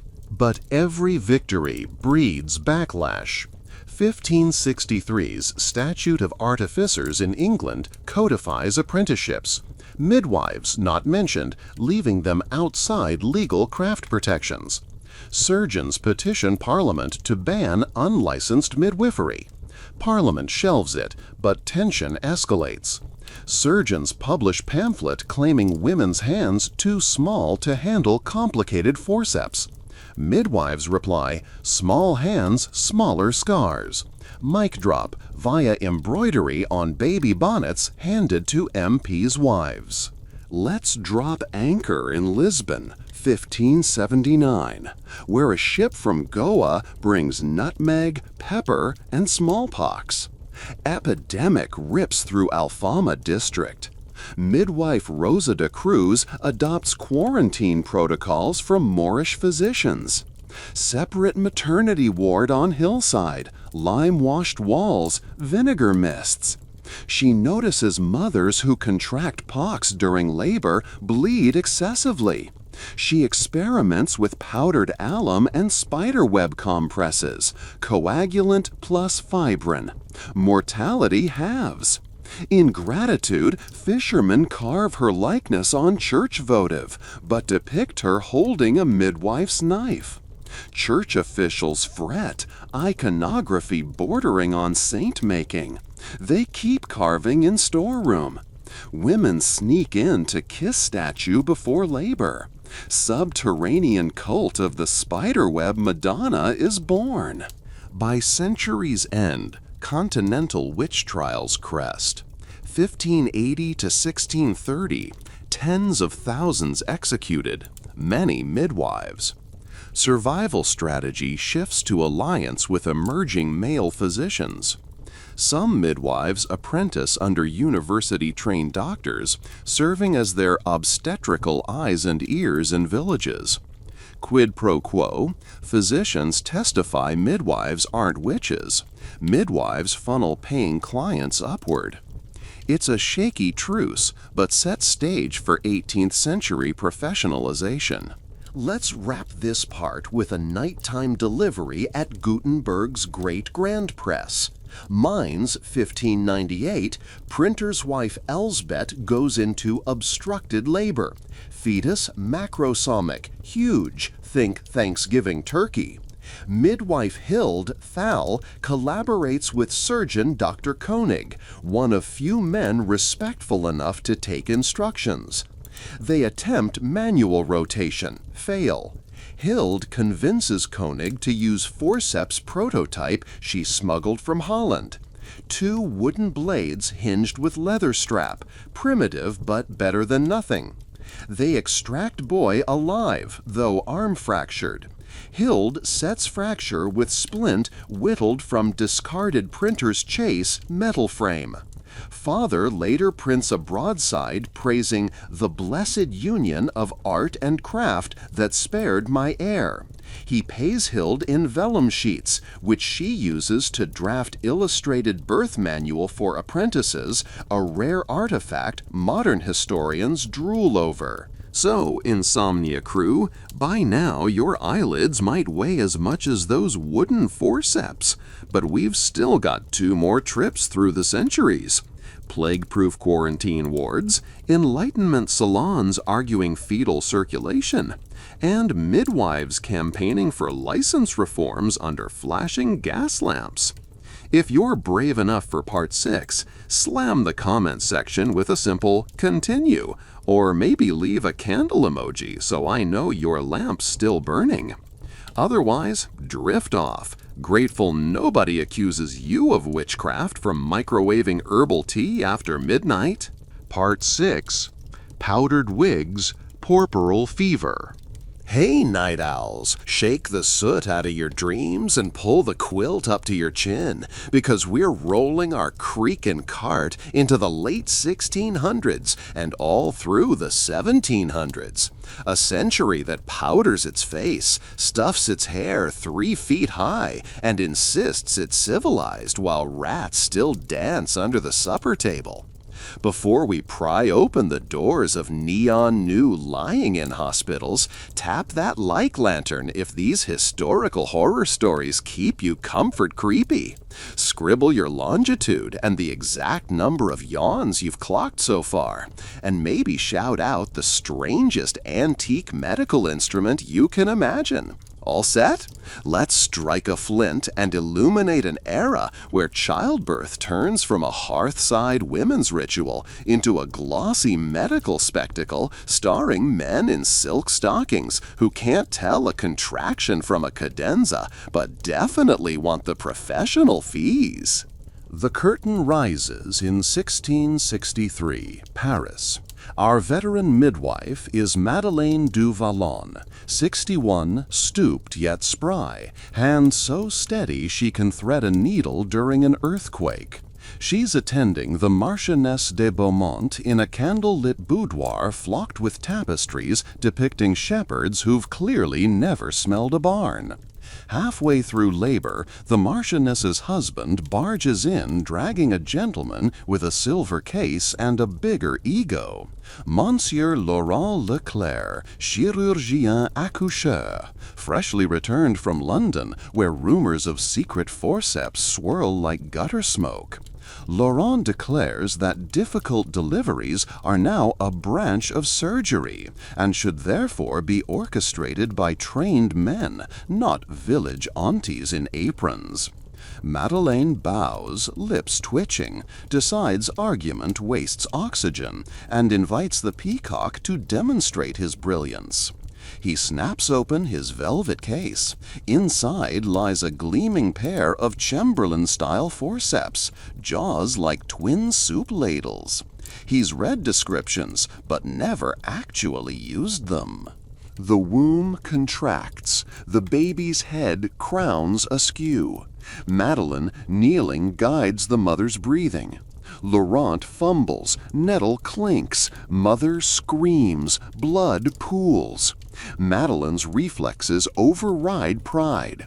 She seizes Laurent's wrists, re-angles the blades, teaches while she works. Cup behind the ears, not the temples, gentle traction with the wave, not against it. Baby slides free, squalling. Marquis blubbers thanks to Monsieur Laurent. Laurent, to his credit, mutters that survival credit belongs to Madame du Vallon. Marquis pays them both, but whispers race through salons that masculine science has tamed childbirth. Midwives realize the tide just shifted. Even when they save the day, men take the headline. 2 decades later, we hop to London, 1690, where the Company of Barber Surgeons courts the aristocracy's birthing rooms. They rebrand themselves man midwives, a title simultaneously self-congratulatory and insulting. Surgeons erect anatomical theaters near Covent Garden, charge shillings for demonstrations on wax models shaped like torsos with interchangeable fetuses. Gentlemen cheer, ladies faint from the pews. Meanwhile, traditional midwives, think Bridget O'Shea from Whitechapel, are barred at the door because their linen caps aren't scholarly enough. Bridget retaliates by hosting midnight study circles in haylofts, dissecting stillborn kids donated by grieving mothers who hope the sacrifice will save future siblings. They chart pelvis dimensions with tailor's ribbons, note suture overlaps on fetal skulls, replicate findings in charcoal sketches. Knowledge migrates from academy to alleyway and back again, proof nothing spreads faster than curiosity, except maybe smallpox. Speaking of which, wave hello to puerperal fever, the invisible serial killer haunting maternity wards. Doctors call it the milk fever because everyone loves a euphemism. It's 1720 in Edinburgh's Royal Infirmary, and the brand new lying-in ward stinks of sweat, lye soap, and brewing death. Male students crowd around birthing benches after dissecting cadavers in the morning, never washing their hands because germ theory is still lounging centuries in the future. Midwife Jean McTaggart counts corpses faster than christenings, begs the supervising surgeon to let her burn soiled linens and rinse hands in vinegar between patients. Surgeon laughs. What, and ruin these fine lace cuffs? Mortality hits 30%. Jean starts smuggling rosemary-laced washwater and forces her trainees to scrub. Her bay is mocked as the boiled herb ward, yet her mothers survive twice as often. Statistics whisper louder than mockery. Within 10 years, the hospital quietly adopts her routine, but publishes a pamphlet crediting recent surgical insights. Midwives roll their eyes. Keep saving lives. Let's sail to the West African coast, 1735, aboard the British merchantman Sea Swan. In the fetid hold, enslaved women labor in chains. Ship's surgeon refuses to descend, too hot, too vile. Enter captive midwife Amakusi, formerly of the Akan people, wrists shackled, voice unbroken. She improvises birth slings from hammock rope, uses seawater compresses, chants in twee to steady panicked girls. Of 53 pregnancies during the passage, 29 infants live long enough to see Caribbean sunlight, a staggering feat given conditions.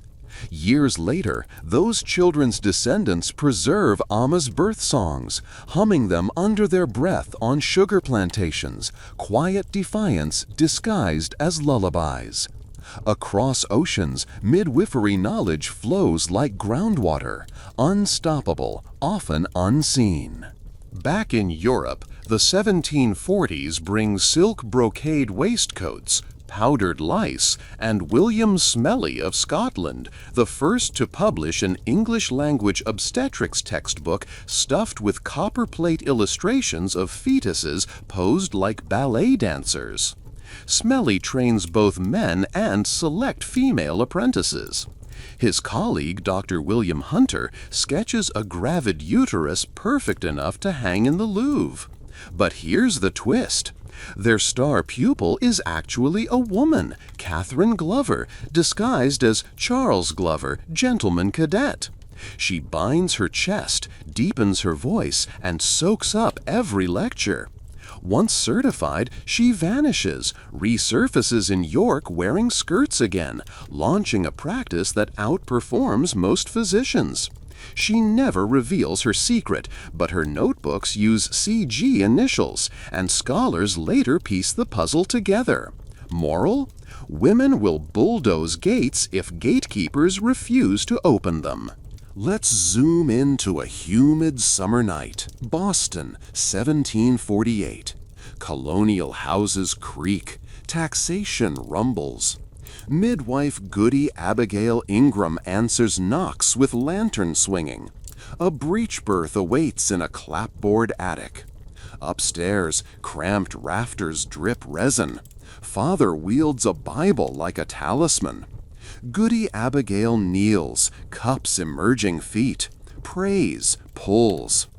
Baby slides out, but lungs refuse duty.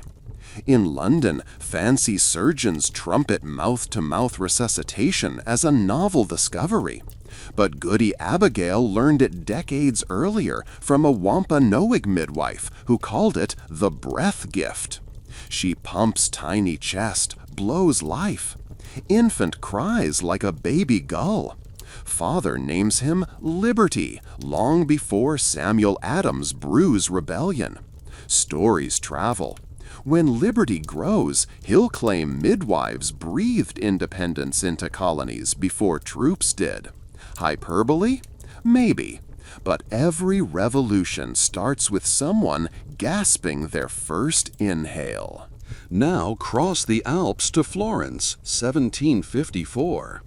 Grand Duchess Maria Theresa of Austria commissions a full-time court midwife school after nearly dying in childbirth number 13. She taps Angélique de Coudray, legendary French midwife, famous for carting a life-size linen mannequin, the Machine, through rural provinces, training peasant girls and even soldiers to handle deliveries. Angélique, bedecked in teal silk, arrives in Florence with her fabric torso strapped to a donkey, sets up a classroom inside a decommissioned chapel. She teaches obstetrics like theater. Students rehearse maneuvers on the mannequin. Stage left breech, stage right transverse. Critique each other with comedic flair. The lecture tour crosses Europe, graduates thousands, drops maternal mortality like a guillotine blade. Still, university men sniff that her lessons are merely practical. Funny how practicality keeps mothers breathing. Meanwhile, James Young Simpson isn't born yet, but Scots experiment with ether for dental extractions, and whispers trickle to birthing chambers. Maybe pain relief isn't sacrilege.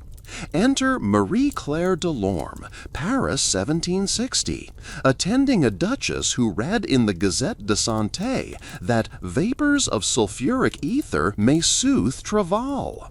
Delorme lets the Duchess inhale a linen soaked in minuscule drops. Contractions still ache, but terror fades. The Duchess later praises angelic calm. Church authorities frown. God decreed Eve would suffer. Midwives argue God also gave humans brains.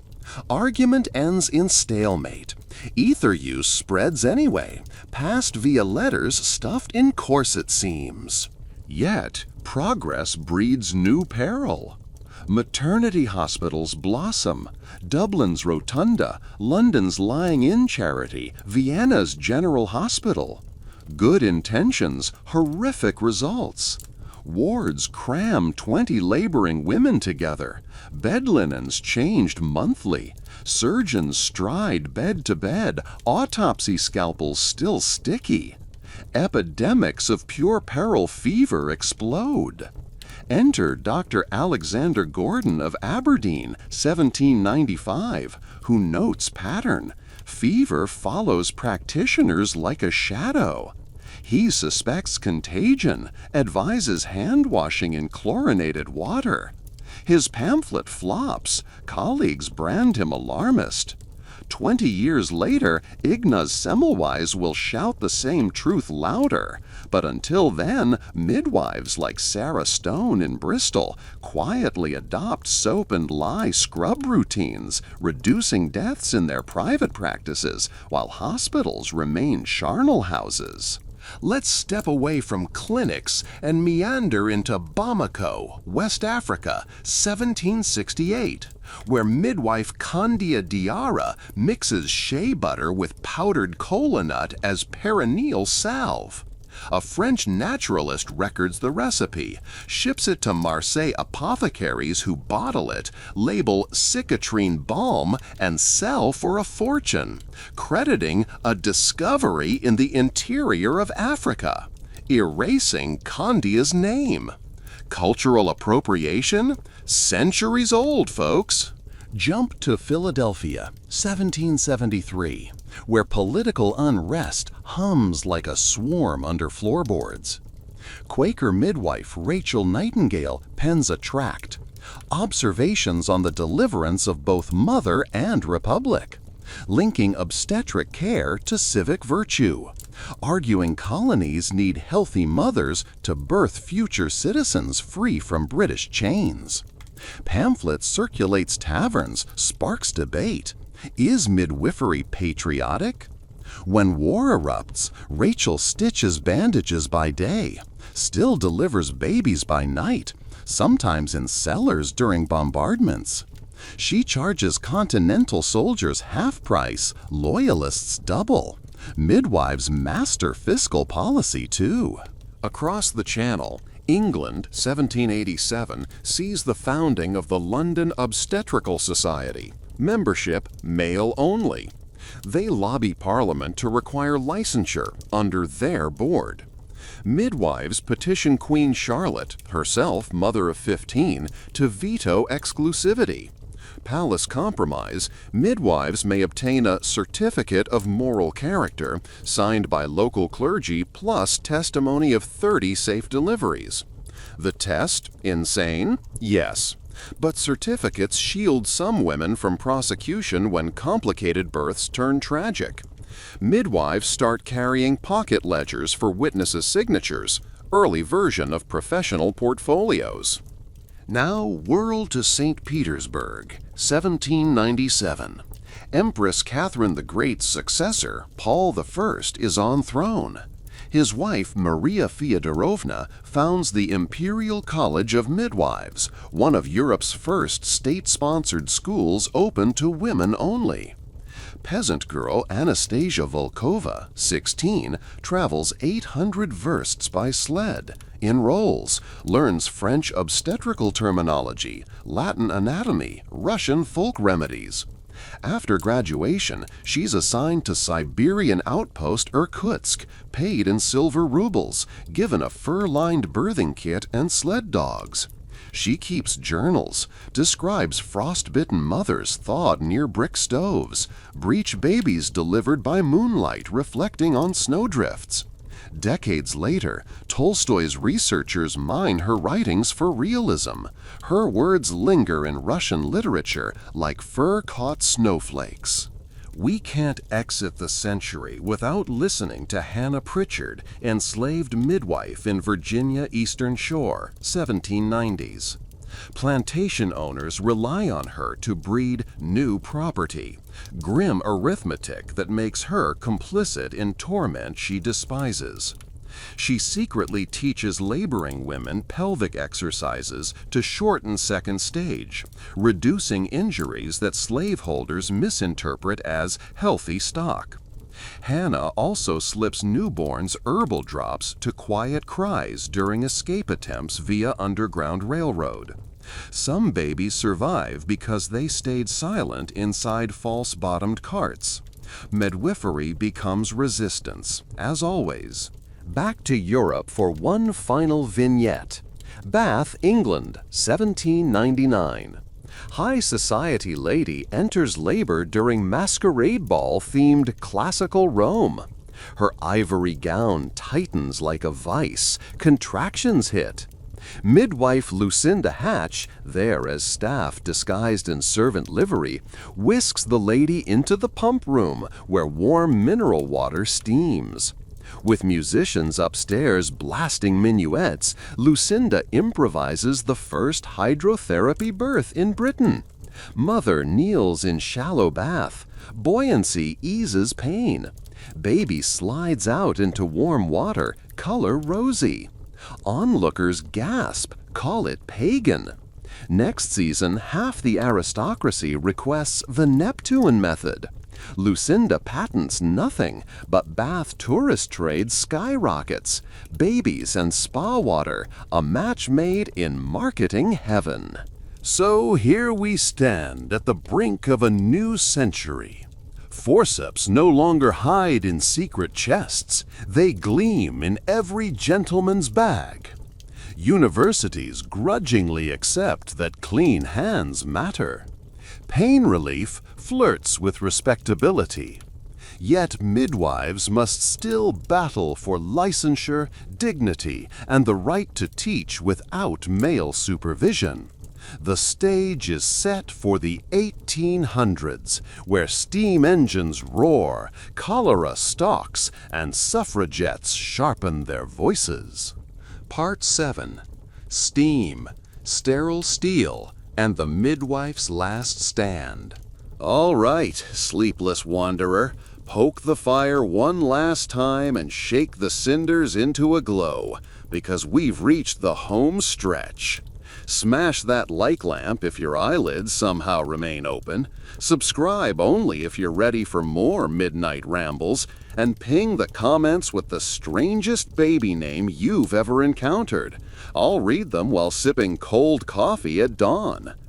Now breathe in the coal smoke of 1801 London, where the streets are louder, the chimneys taller, and childbirth, believe it or not, gets even riskier before it gets better. Picture a fog-slick alley in Spitalfields at 2:30. Factory whistles rule the town clock now, drowning church bells and midwives' footsteps alike.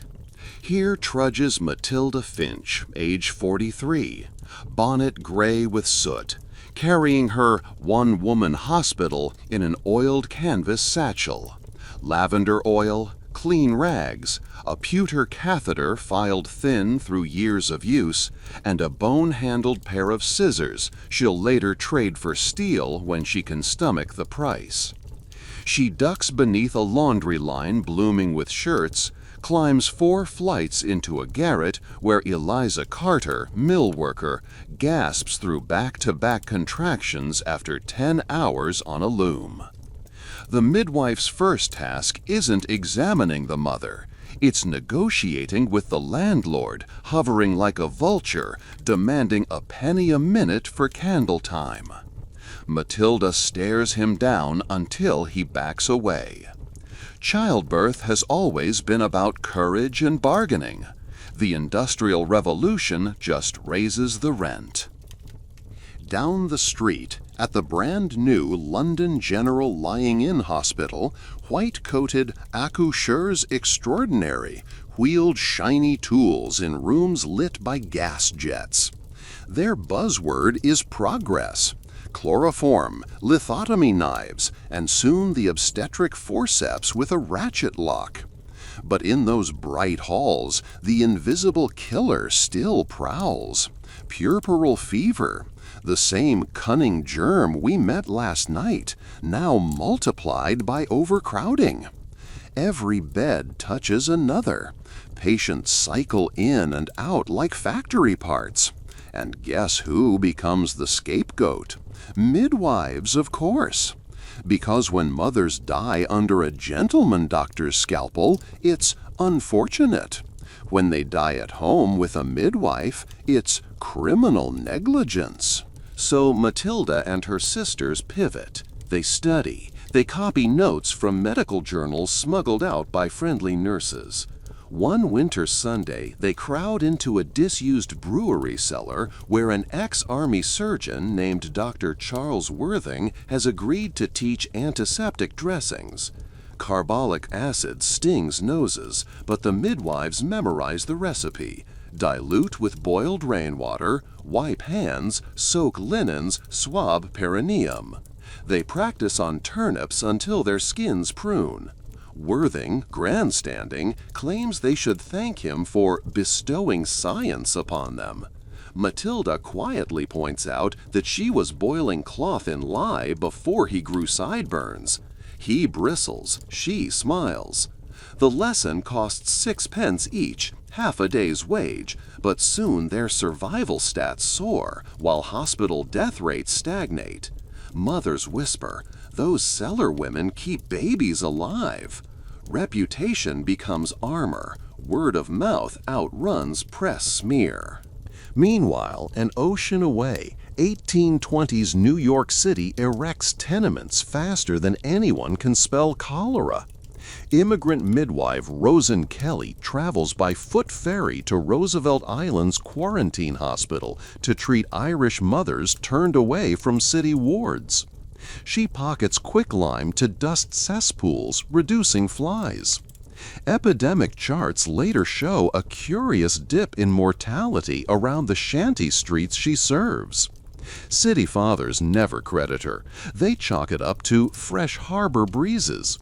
But mothers know, and coins appear beneath Rosen's doorstep mats for years, tiny copper thank yous that keep her boots intact. Let's hop back across the Atlantic to Vienna, 1847. You've heard the legend. Dr. Ignaz Semmelweis measures how many women die when med students slice cadavers at dawn, then deliver babies at noon without washing their hands. 20% mortality in the medical ward, 2% in the midwives' ward. Semmelweis orders chlorinated lime scrubs. Death rate plummets. Doctors revolt because the soap peels their skin and the idea wounds their pride. What you may not know is that the midwives already suspected contagion. Records from Viennese midwifery school show instructor Franziska Lechner lecturing on invisible particles of corruption a year earlier. But her voice wasn't published in Latin, so it didn't count. After Semmelweis is forced out, Franziska and her students keep using his wash basins in secret, whispering as they pass the chlorine bucket like contraband. Change, it seems, is often contraband. The 1850s usher in railroads and headlines. Florence Nightingale storms Crimea with her lamp, collects data, proves sanitation saves soldiers. Midwives cheer. Maybe someone will finally tally mother deaths the same way. In Manchester, Harriet Lowe, midwife turned statistician, fills ledgers with dots and dashes. Red ink for deaths, blue for recoveries. Her graphs show a pattern. Deaths spike when coal soot peaks, when meat prices soar, when fathers drink wages away. She mails charts to Parliament. They never respond. But a pamphlet printer named Samuel Rowley turns her data into broadsides, soot, spirits, stillborns, a call for reform, and plasters them on tavern doors. Newspapers mock the hysterical wound counters, yet public health committees sprout within 5 years. Dots and dashes can be louder than speeches. Cue the arrival of Queen Victoria's eighth child, 1853, delivered under chloroform administered by Dr. John Snow. The Queen calls it soothing, delightful. Churchmen fume, but upper-class women rejoice. Pain relief is now royal approved. Requests flood to both physicians and experienced midwives. Matilda Finch's apprentice, Eleanor Dawes, trains herself to measure precise chloroform drops onto a folded handkerchief, waving it gently so the mother drifts but still pushes. Eleanor's working-class clients joke they're breathing like queens, and for a brief moment, anesthesia equals opportunity. That is, until laws restrict controlled substances to licensed doctors. Midwives adapt. They explore nitrous oxide, then concentrated peppermint water for nausea, always skating the edge of legality because comfort is their calling. Fast forward to Paris, 1867. Louis Pasteur can't stop staring at microbes under his microscope. He proves germs cause infection. Surgeons finally concede soap matters. Hospitals scrub up, death rates fall. Midwives celebrate, then sigh. The men will claim they invented cleanliness. But progress is progress, even when it wears a monocle. In the same year, African-American midwife Charlotte Lottie Brown sets up a birthing cabin in Reconstruction-era Mississippi. She's illiterate, but has heard about germs through veteran Union nurses. She boils river water, scalds scissors, dries them in the sun. Plantation doctors sneer, yet freed women travel miles for her miracle hands. Lottie's notebooks, kept by her granddaughter, list 312 births, 6 maternal deaths over 20 years. Numbers that hush critics if they'd only bother to read them. Now the century turns. 1900. Electric lamps buzz, automobiles honk, and obstetrics becomes an academic gold rush. Universities open obstetric chairs. Male enrollment explodes. Dr. Joseph DeLee of Chicago declares childbirth a pathology to be cured and promotes routine episiotomies, forceps, and twilight sleep drugs. He calls midwives relics of barbarism. U.S. medical boards echo him, launching a smear campaign. Posters of granny midwives with crooked spines and blood-stained aprons. States pass laws requiring formal licenses midwives cannot afford. By 1920, hospital birth in America leaps from 15% to 60%, then 60%, propelled by fear and glossy advertising of painless modern delivery. But midwives don't vanish, they regroup. Enter the Frontier Nursing Service, Kentucky Hills, 1925. British nurse midwife Mary Breckenridge recruits women who ride horses over Appalachian cliffs to reach cabins unreachable by cars. They carry sterile packs in saddlebags. Infant mortality in the county drops by half within 5 years. Reporters flock. Headlines hail angels on horseback. The public warms to the idea that trained midwives plus modern medicine equals miracles. States take note. Licensing boards gradually reopen, this time with training pathways. Across the Atlantic, Britain's Midwives Act of 1902 already required certification and created the Central Midwives Board. Remember Eleanor Dawes? She's retired now, but her protege, Violet Lamb, earns certificate number 87, then teaches antiseptic technique in East End clinics staffed entirely by women. When Zeppelin bombs shake London in 1916, Violet delivers babies in tube stations, timing contractions by distant explosions. She writes in her diary, "War makes midwives surgeons and psychologists in equal measure." Her patients nickname newborns after battles, little Somme and Marne, grim humor to keep despair at bay. Let's not skip Tokyo 1915, where midwife Hatsue Tanaka blends Shinto purification with German antisepsis learned from mission hospitals.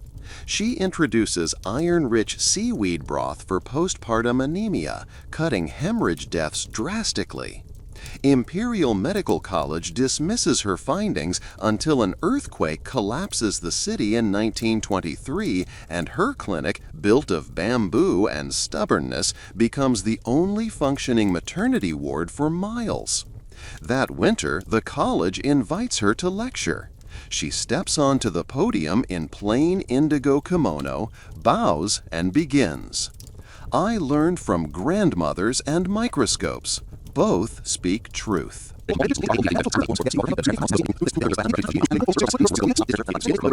But, and this is the hush of the night whispering, danger never sleeps.